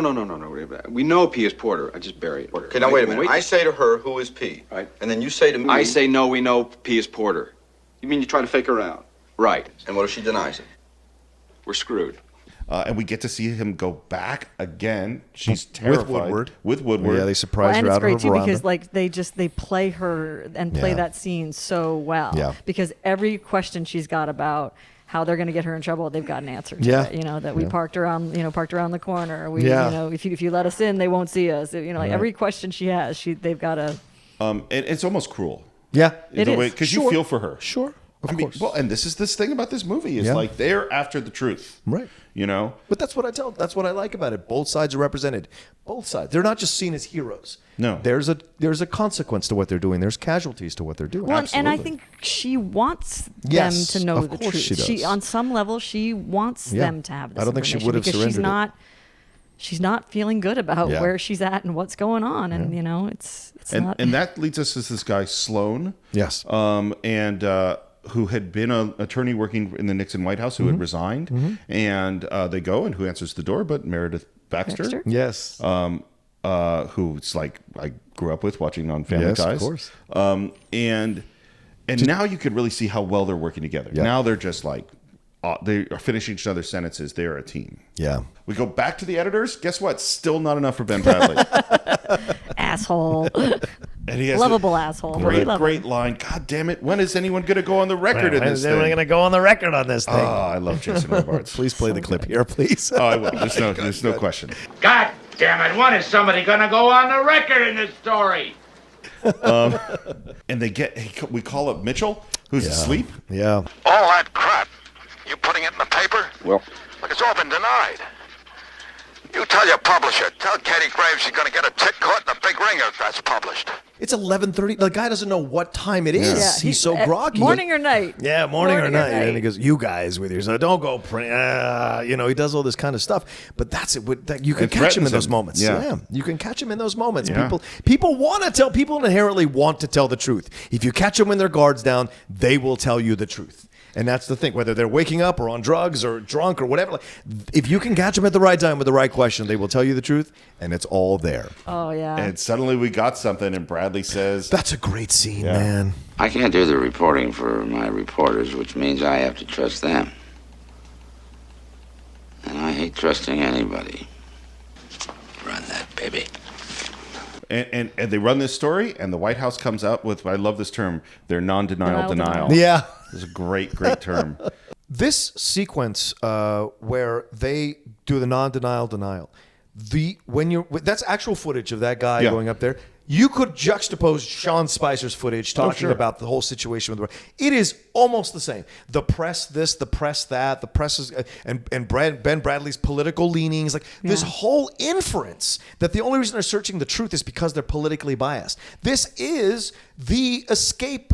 This is the shield that people who are guilty use all the time. And to see it happening now, even more so in our current political climate, what's going on with Trump and Russia, we see that they're like, oh, fake news, alternative, this idea of alternative facts, this idea like, oh no, CNN, it's Clinton News Network, all this bullshit to obscure the fact that there's legitimate truth that is coming out. That research, by destroying the media, you destroy the ability to be questioned, and it is a dictator tactic. And Nixon was doing doing that through his people. That was all through his people. So it's not a surprise to see it happening again. It's unfortunate. It's funny. I had a political science professor at Cal, and what he said at one point was the moment that you switch from factual debate to ad hominem attacks, to attacking the other side, is the moment that might win you the fight, but it is the moment that you've lost the argument. Yes, absolutely. You know, and it's a really hard thing because if someone starts throwing mud at you, it's you can't not throw mud back. It's human nature to throw it back. It's not even that it's human nature. It's that, although it is, it's that this is what's effective. Yeah. Once the argument, if someone's calling you a son of a bitch and swinging punches at you, and you're going, let me bring out some statistics. Yeah. You're not going to win that fight. Well, and that's why something like Bill O'Reilly getting kicked off Fox News is so shot.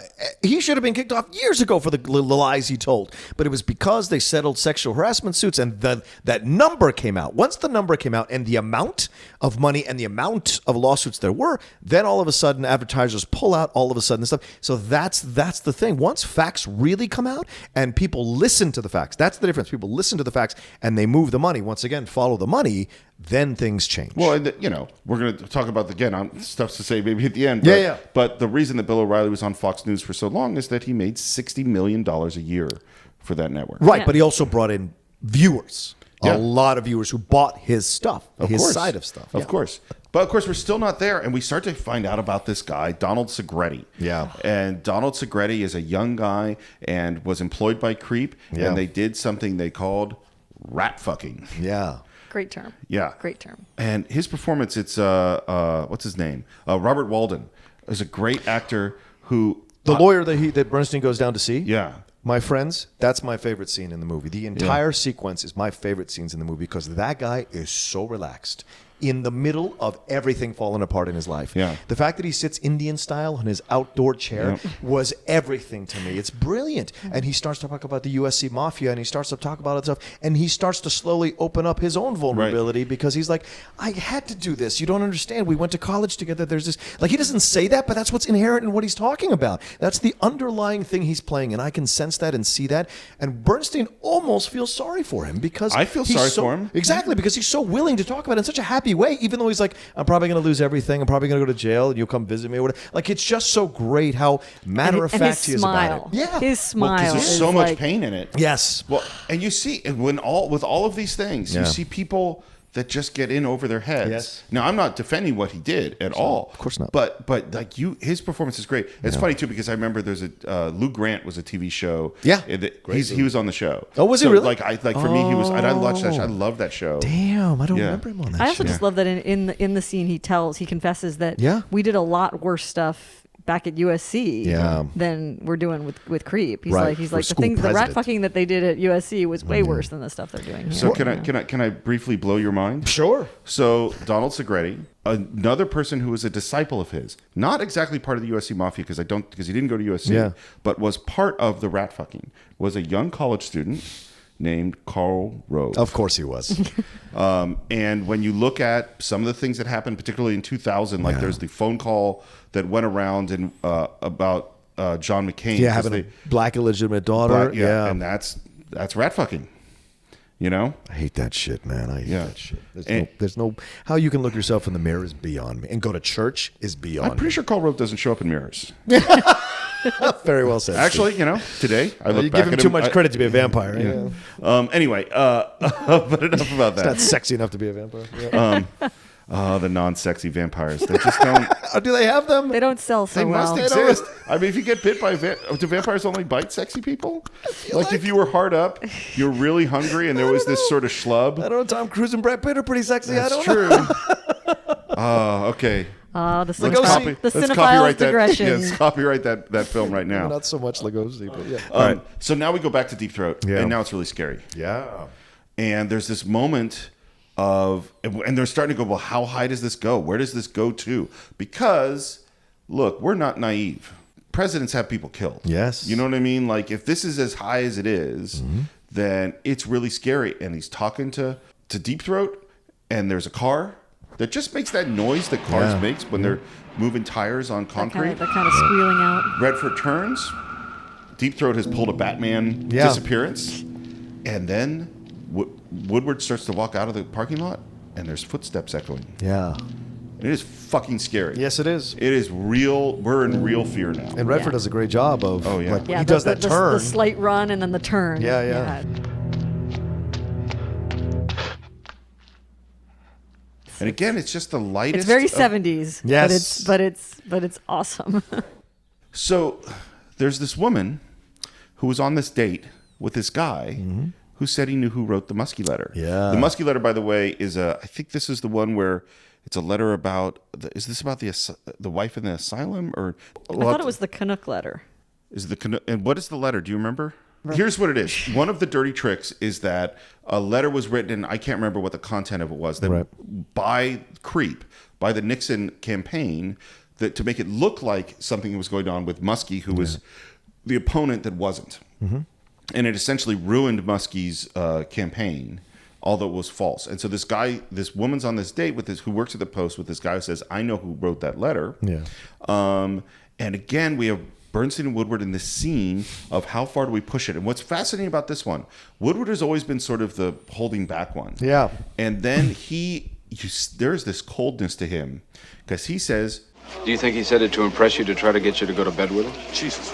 No, I want to hear her say it. Do you think he said that to impress you, to try to get you to go to bed with him? Why did it take you 2 weeks to tell us this, Sally? I guess I don't have the taste for the jugular you guys have. and Bernstein's kind of Yeah, shocked. even Bernstein's shocked in that moment. Like, really? Did you just say that? But Woodward is like, I'm going after the fucking truth. Yeah. And because it's been building. It's been building to this point. Yeah. And we'll see later on with Deep Throat as well. He's been building to this point where enough is enough, right? Yeah. I want my answers. And she ends up getting on the phone with the guy, with them listening in. Right. And Well, no, I think he calls. Well, they call first. Oh, that's what it is. You're right. They call him and ask him you're right. questions, and then he calls back to talk to her. To get pissed at her. And she corrals them over to listen. Yeah. And they listen in, and then does he call? And then he calls Bradley. And then he they calls run into the Bradley. office with Bradley, and Bradley. I've got a wife and a family and a dog and a cat. I believe is the thing. I've got a wife and a family, a dog and a cat. I have a wife and a family and a dog and a cat. A wife and a family and a dog and a cat. Right, Ken, right. Yeah. Ken, I don't want to print that you were in Sally's apartment. Thank God. Yeah, I just want to know what you said in Sally's apartment. And now we have this other piece of information, which is Haldeman, and there's all these names, and we're not going to go in, but is Haldeman the last guy to control the fund? And they know that Sloan knows, and so they go back to this guy Sloan, whose wife has just had a baby. Meredith. That's Stephen Collins, right? Is that I think so. Yeah, That's Stephen Collins. Yeah. And they. I'd like to take a moment here to talk about Stephen Collins. I think he does a fantastic job. Oh, in he's this great, part. Stephen Collins did a lot of great work. You know, he was in Star Trek Motion Picture. He was in Tales of the Golden Monkey, one of my favorite ABC shows from the 80s. And then he got on Seventh Heaven. And unfortunately for him, in a very tragic way, he divorced Faye Grant, who was the lead actress in V, with Mark Singer. And it came out that they had recorded their sessions, their therapy sessions.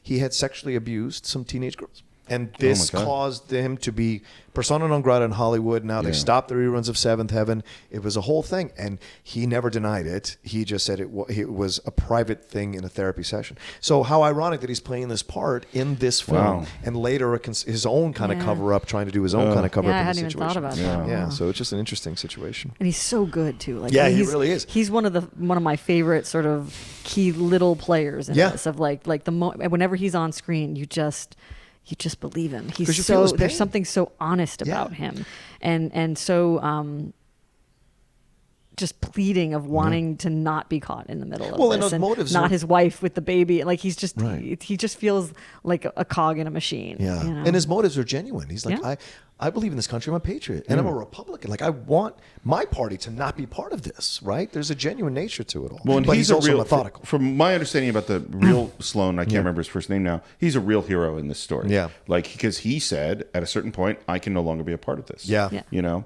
and so they go back to Sloan, and again they play a similar game. Yeah. Well, we already know this.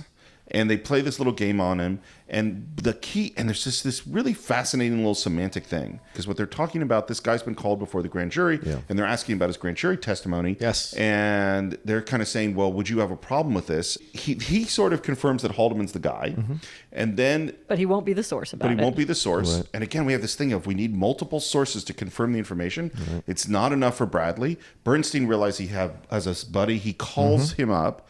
And the guy won't confirm either. And Bernstein comes up very quickly with this. I'm going to count to 10. If you're still on the phone, that means everything's okay. Yeah. And the hold or to not hold, and and he says it's so fast. And it's and the worst part too is the guy even says, "So hang up." Yeah. And that's the moment where Bernstein should have said, "Blah blah blah blah blah blah, hang up." Like reinforce what the contract is. Right. He doesn't, and that's like one of the fatal flaws of what goes wrong in that moment. So they published this story based on what Sloan said, based on the weird hang up, don't hang up thing. Yes. And they got it wrong, and we have this great Ben Bradley Woodstein. Oh my God, Woodstein. Woodstein! Oh, so good. And what's so good.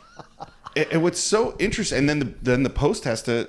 They're trying to decide, like, do we hang Woodward and Bernstein out to dry because they've made this mistake? Well, but because let's be clear, they don't get it wrong. Not 100% wrong. They miss. Their methodology was wrong. Their methodology was wrong.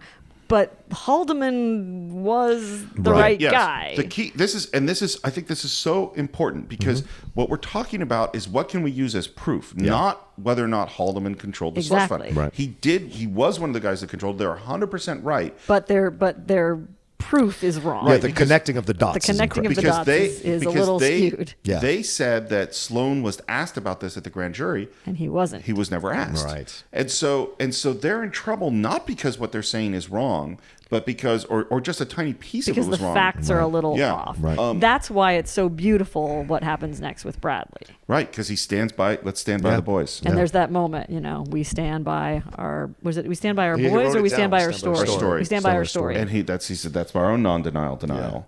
And again, in contrast to things that are happening today, there are so many things that are put out that are not factually true on so many levels. And I'm going to just say by both sides, because the things are being spun all the time. Absolutely. Constantly. And because things are moving so fast, no one stops and says, this was incorrect. And you think about the meticulousness which they're trying to find the truth in this film.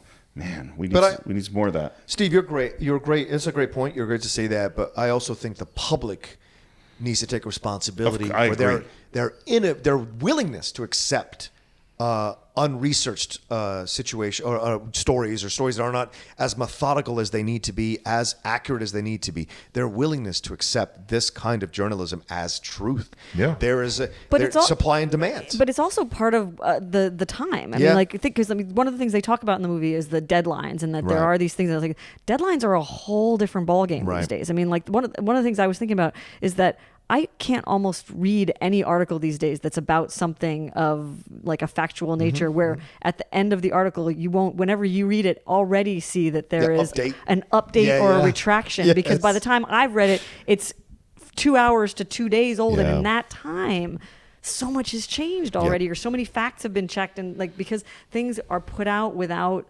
the level of scrutiny that we used to, because we're the 24-hour news cycle, all this kind of stuff. Everything has to be now. Exactly. That's one of the beautiful things about this movie is it really harkens you back to the time when papers were run a certain way. Yeah. There was a deadline, and there you had to check, and I love the thing of like it's we have 20 minutes till deadline, and they're on the phone. They're both on different phones calling different people trying to get stuff done because they have this thing. Yeah. Whereas in this internet age that we live in now, the deadline thing is a much more loosey-goosey thing. It's more fluid. Yeah, it's very fluid. The deadline is always. Exactly. Yeah. Things happen instantly. Yes. So Woodward goes back to Deep Throat, and now he's pissed. He gets a verbal spanking. It's so beautiful too, because it's you finally see Deep Throat go, okay. Yeah. You put the investigation back months. Yes, we know that. And if we're wrong, we're resigning. Were we wrong? You'll have to find that out, won't you? Listen, I'm tired of your chicken shit games. I don't want hints. I need to know what you know. Well, only because he starts out saying, like, You overshot. Yeah. You made Haldeman a victim. You made him sympathetic. I didn't think anybody could do that. And then Redford said, "Cut this shit. Yeah. Tell me what's Redford the truth." just gives him the what for. And by the way, the deep throat stuff in that thing there, it's also wonderful to watch Hal Holbrook have that moment, like you talked about earlier about Redford having the wheels turning. Like you can see as soon as Redford gives him the what for in that scene, you can see the wheels turning in Deep Throat's mind, and he decides in that moment, okay, I'm going to help them. Yeah. I'm going to help them. I'm going to go deeper. Yeah. And I'm going to finally deeper give them than Deep Throat has ever gone before. I'm going to give them what they need. I'm going to give these boys what they need so that we can get this done. Even a deeper And it's throat. beautiful because you actually Hal Holbrook is such a great actor that Deep you Throat see. too. You did the deepest Deeper throat there throat. is. I'm trying to make a sorry, sophisticated point We're here. children, you know, Ben. Hal Holbrook is such a good actor in that moment, and you just see him, the pain and the decision and the thoughtfulness that's going into it, and it's just a great point you bring up, Karen, because this is when we humanize Deep Throat. Like Yeah. before, he's just giving information, he's giving Redford shit, but here in this moment when he decides to help, he is no longer just Deep Throat. There is a human being behind the name. And finally, he comes out and says it, and he says, "Your lives are in danger." Yeah.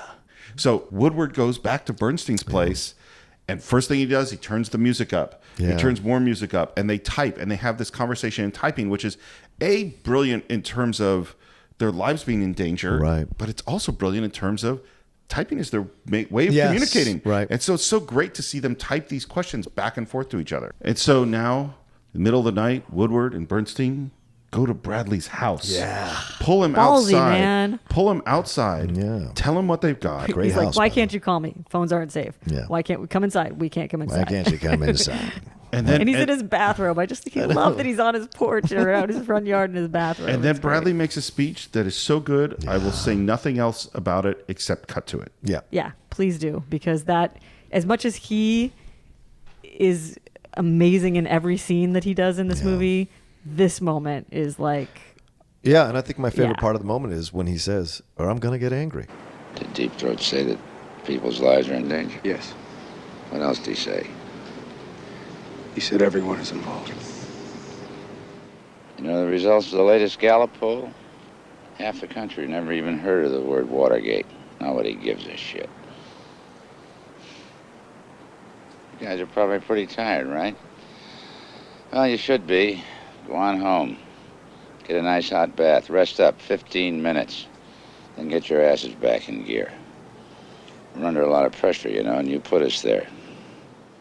Nothing's riding on this except the First Amendment of the Constitution, freedom of the press, and maybe the future of the country. Not that any of that matters. But if you guys fuck up again, I'm going to get mad.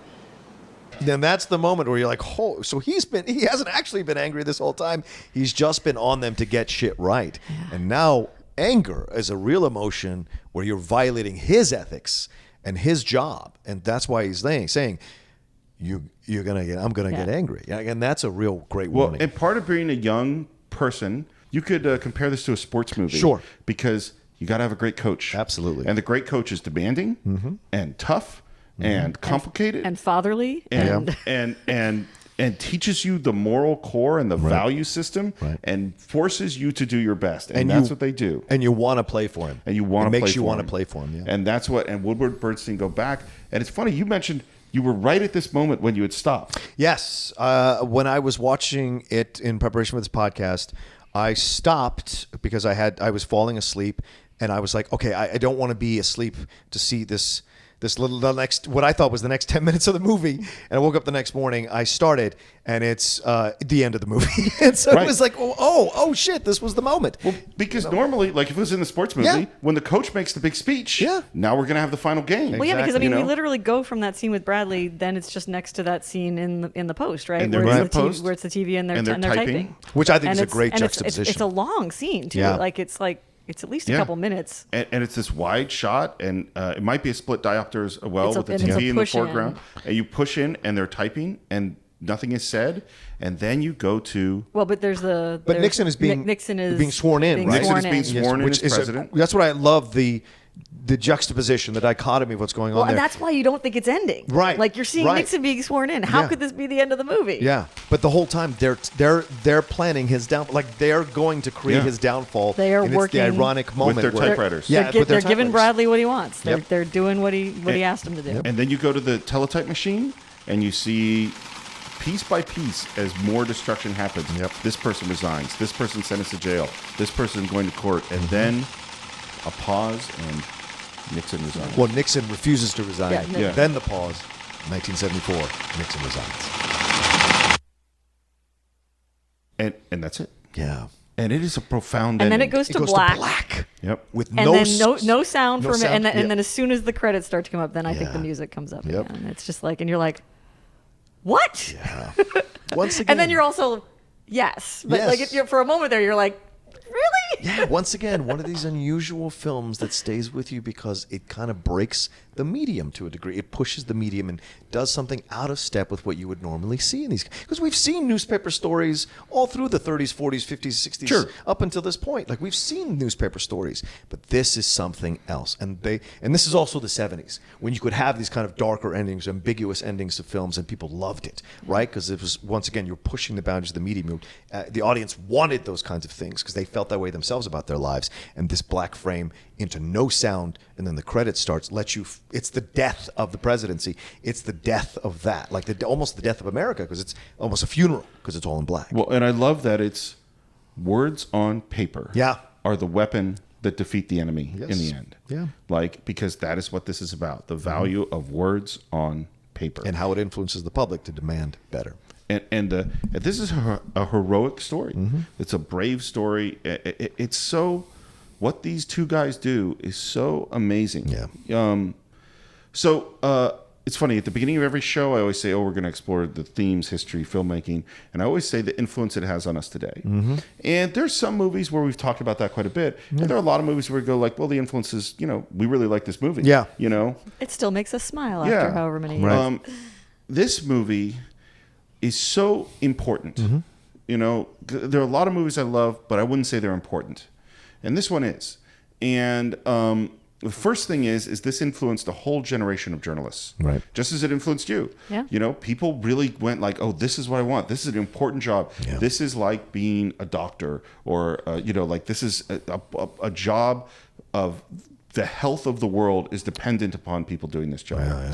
Actually, can I jump in with one of my favorite quotes we heard in one of the docs we watched was, "There is no question that the coverage of Watergate by the Post strengthened considerably the press in the nation. Yeah. It showed that with courage you could do the role that we all felt that journalism should do." Walter Cronkite. Yeah, that makes sense. That just, when we were watching the doc about this, I was just like, Yeah. oh man, can we just like plaster that up on every billboard in the world right now? And we see how things have changed. And I was thinking about this a lot. It's like, what happens today? What happens when these things, big stories happen? Well, you don't have a couple of guys painstakingly finding the truth over many years. Yeah. What you have instead is the 24-hour news cycle, or the internet and bloggers have an instant need to come out with a story right now. Yeah. And then because they have to fill up not just a few pages or a few lines, paragraphs in an article, they have to fill up hours and hours of material. They don't have any facts yet. So they have people come in and speculate.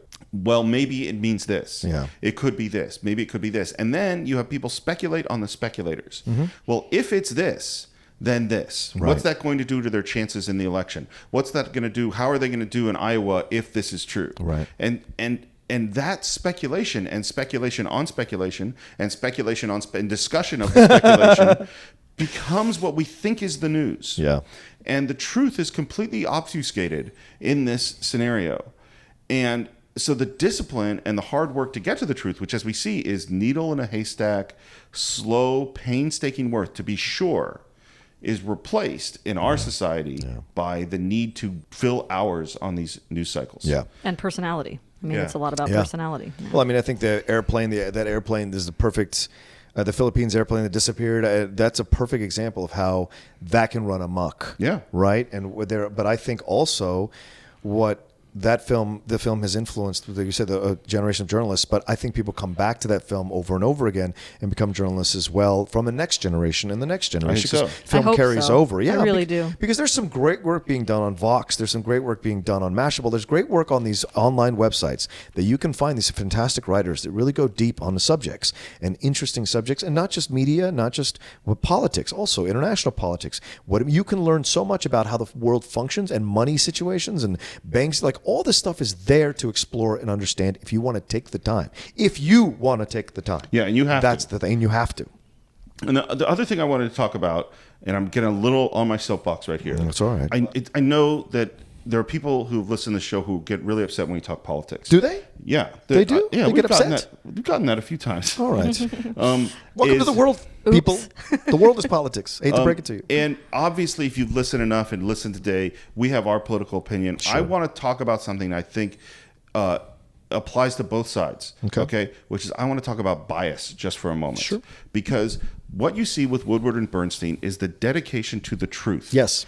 Not Woodward's a Republican, Bernstein's a Democrat. They want to find the truth. Right. And what we've seen today is that people have said, well, we're all biased. And because we're all biased, you can't really do that. And they've abdicated responsibility to seek the truth. Mm-hmm. And in its place, what they've done is they've created institutions that are built on bias. Mm-hmm. And so if you look at Fox News or MSNBC, they're both, like, their mission statement is, we are going to talk about things from this perspective or that perspective.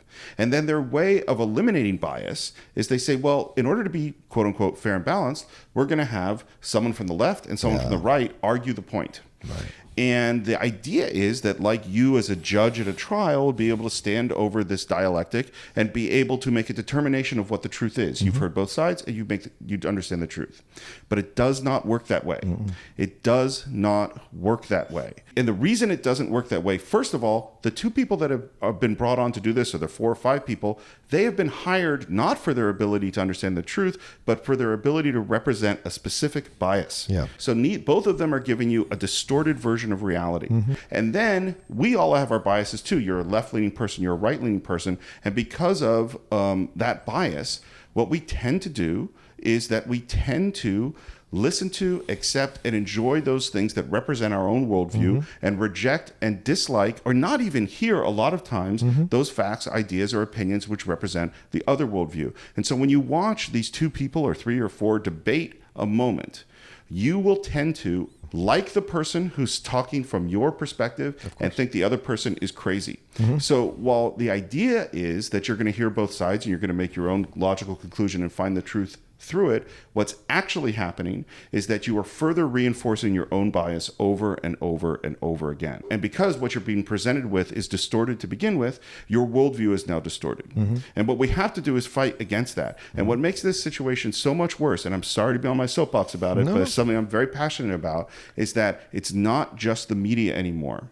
And when did things change from being journalism to the media? That's one I always wonder about. When they floated that idea, when they you even heard it in this movie. Yeah. When he said they have the actual footage of the I think it's the press secretary having that comment about the media, about the newspapers, about this kind of thing. Yeah. So it's been the Republican calling card, the media, and then now well, it's also big business. Democrats have come. Yeah, that's right. It's big business, and Democrats have lined in, and most of the people who own these big news corporations are Republicans. You know, Rupert Murdoch is a Republican, is conservative guy. So it has this kind of bent. It is a way to denigrate this institution, right? To undercut the institution, as if you can't attack me because you're flawed yourself.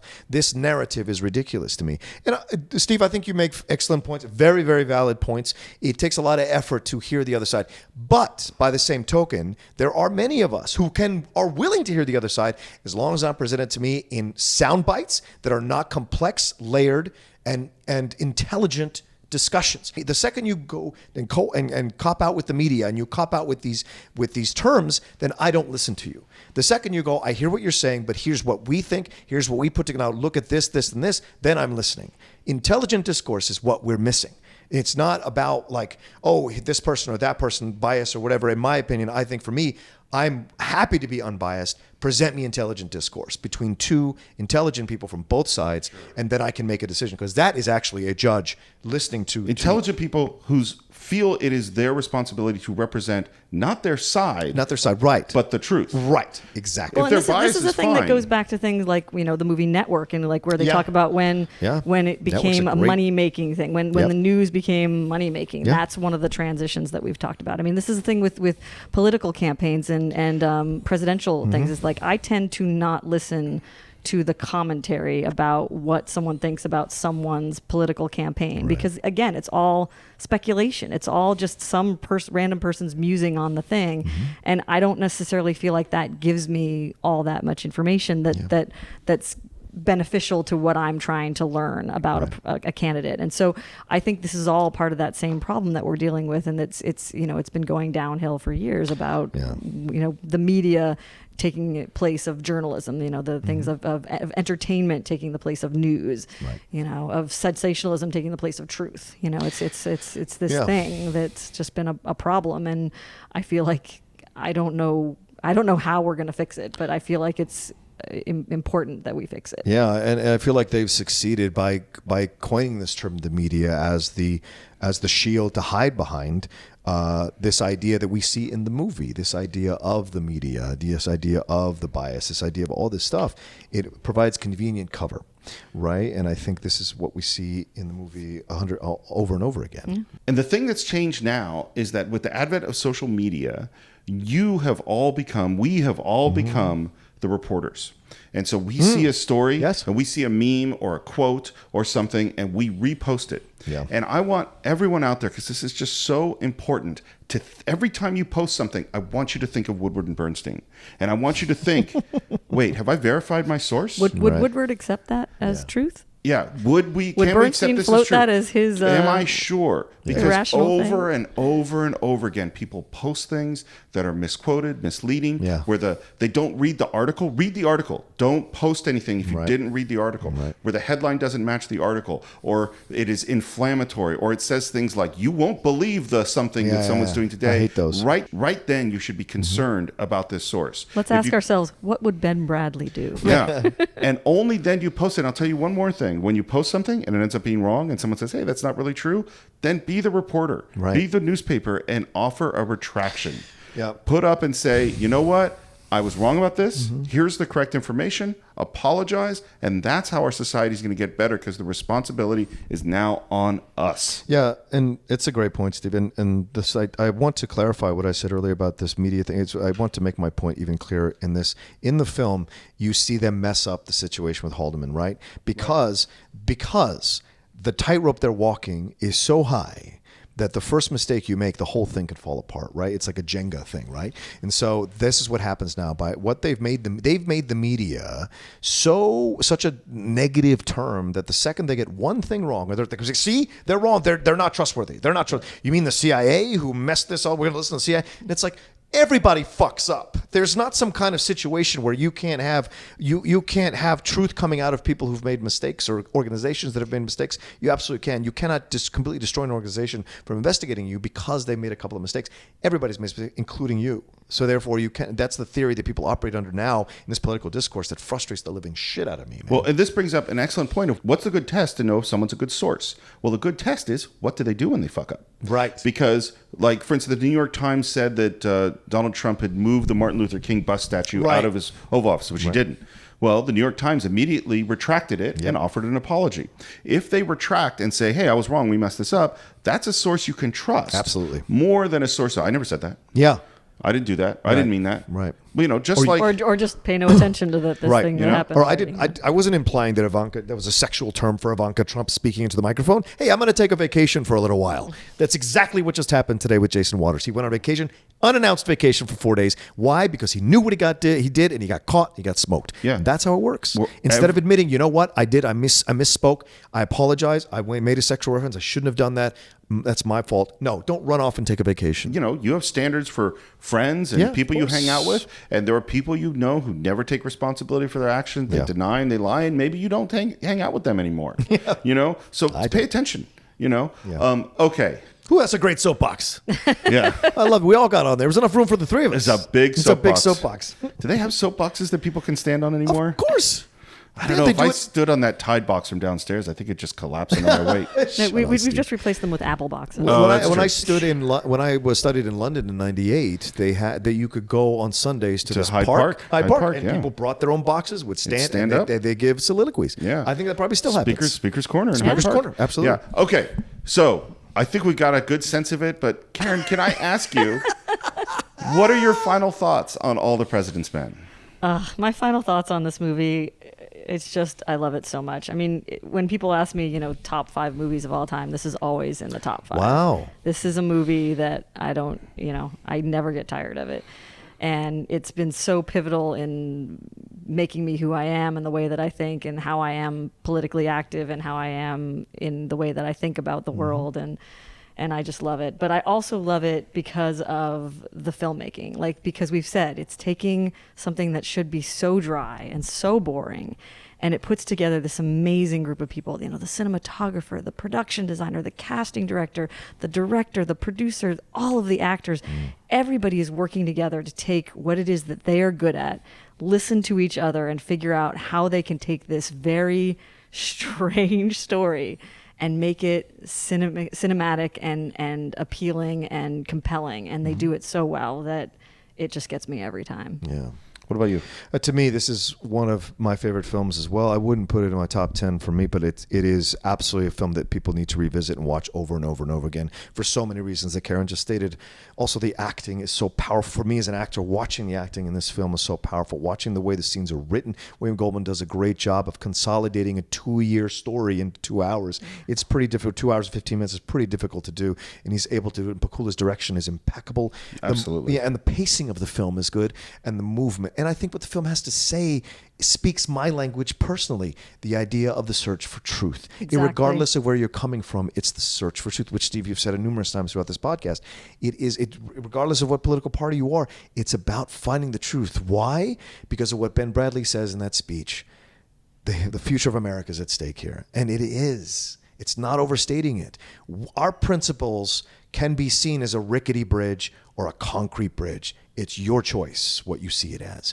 And it's your choice how you want to either reinforce that bridge or walk on that bridge proudly. And that's the difference for me. And this film really shows you what the different approaches are to government. And I think this is fantastic. And once again, it's a great detective story because you think you're opening an umbrella when in fact you're opening a massive house-sized tent, right? You think it's going to be an umbrella, and all of a sudden the umbrella is way bigger than you thought it was. And there's so much underneath it that you didn't think connected to what the overall story was. And you're like, oh my gosh, this is amazing. And it's so well done. And the way it ends is perfect, just perfect. Black frame, you decide what this is all about. It's perfect. I love what you said about the rickety bridge. And I just think this, one of the things I've been thinking about a lot is how important faith in our system is to the survival of our system. Mm-hmm. Yes. And right now that bridge is really rickety. Yes. Because our faith has been brought into question. Over decades, over the last 2 decades. And one of the places that faith started cracking was Watergate. Yes. Yeah. Watergate. Yes. So we talked a lot about truth and politics and reporting and journalism. And, again, I don't want to give you the impression that this is a dry film. No. This is a really good movie. And maybe that's going to be my final thought. It is a compelling, entertaining, well done, funny, thrilling, scary, dramatic, powerful movie. Yeah. And if you haven't seen it, we can't spoil that Nixon resigned, but we spoiled everything else too. Please watch it if you haven't seen it. I think you should go watch it. Especially younger people out there, please watch it. It's By the way, so Nixon good. was a president for the young people that we in the 70s. Do we really have to say that? So that's what we think of All the President's Men. We obviously think a lot. I hope you think a lot too, and I hope when you have your thoughts about this film, share them with us on our Facebook page at the Cine-Files, CINE-FILES. You can subscribe to us on Stitcher, where they now have our dash. Yeah. So Cine-Files, you can look there. I know some people prefer to watch us on YouTube, so you can search us on YouTube. We love it when you watch on YouTube, and give us your comments there, because it's so great to get comments that are for the specific episode, because when you leave your review on iTunes, which I certainly hope you do, that's more about the whole show, but we definitely want those reviews as well. They help us a lot. They help us move up in the rankings. Yeah. And of course, you can always reach me on Twitter at SR Morris. John, where can they reach you? You guys can always reach me at The Roca Says, ROCA ROCHA, on Twitter and on Instagram. Every Fridays on Collider for Movie Talk. Obviously, this show and the Outlaw Nation podcast on the Schmoes No Plus podcast network. Yeah. Coming It's my soon. life. Coming soon. Is Or it- already out by now. It might already be out. Yeah, I might be recording the first episode tonight. Hey, Karen, I won't say that you're not social, but you are not out on the social networks. No, I haven't been on Twitter for like 3 years. I still have an account, Wow. but I'm not on it. All right, so nobody can follow you anywhere. I mean, they could try, but I probably wouldn't respond. You're which like is Deep really Throat. You're bad. hiding out in the Yeah. chat. I think it's a strange thing about casting directors. We try to keep a little to ourselves. Well, I follow a lot of them on Twitter. Yeah, So- but there's some that are Yeah. that get overwhelmed by. Yeah, I'm sure. By that. Cast me in so. this show, I'm sure. Yeah, that people can come out. I've seen people chase Karen or other casting directors out of a party. Wow. Trying to talk to because them. they about- want to talk to Yeah. us about the help that we can do for them. So. But Karen, I see you every day. But it was really nice having you on the podcast. Yes, thank you, And Karen. you could always put questions to Steve for Absolutely, me, and I'd I be will. happy to answer them. So I will. or John, but I see Steve more often than I see John. Yeah, it's really, really great having you on the podcast. Thank you This so is much a for lot of having me. fun. I love this movie so much, and I'm just happy to be here. So. And that's it for this week. We will see you next time on the Cine-Files.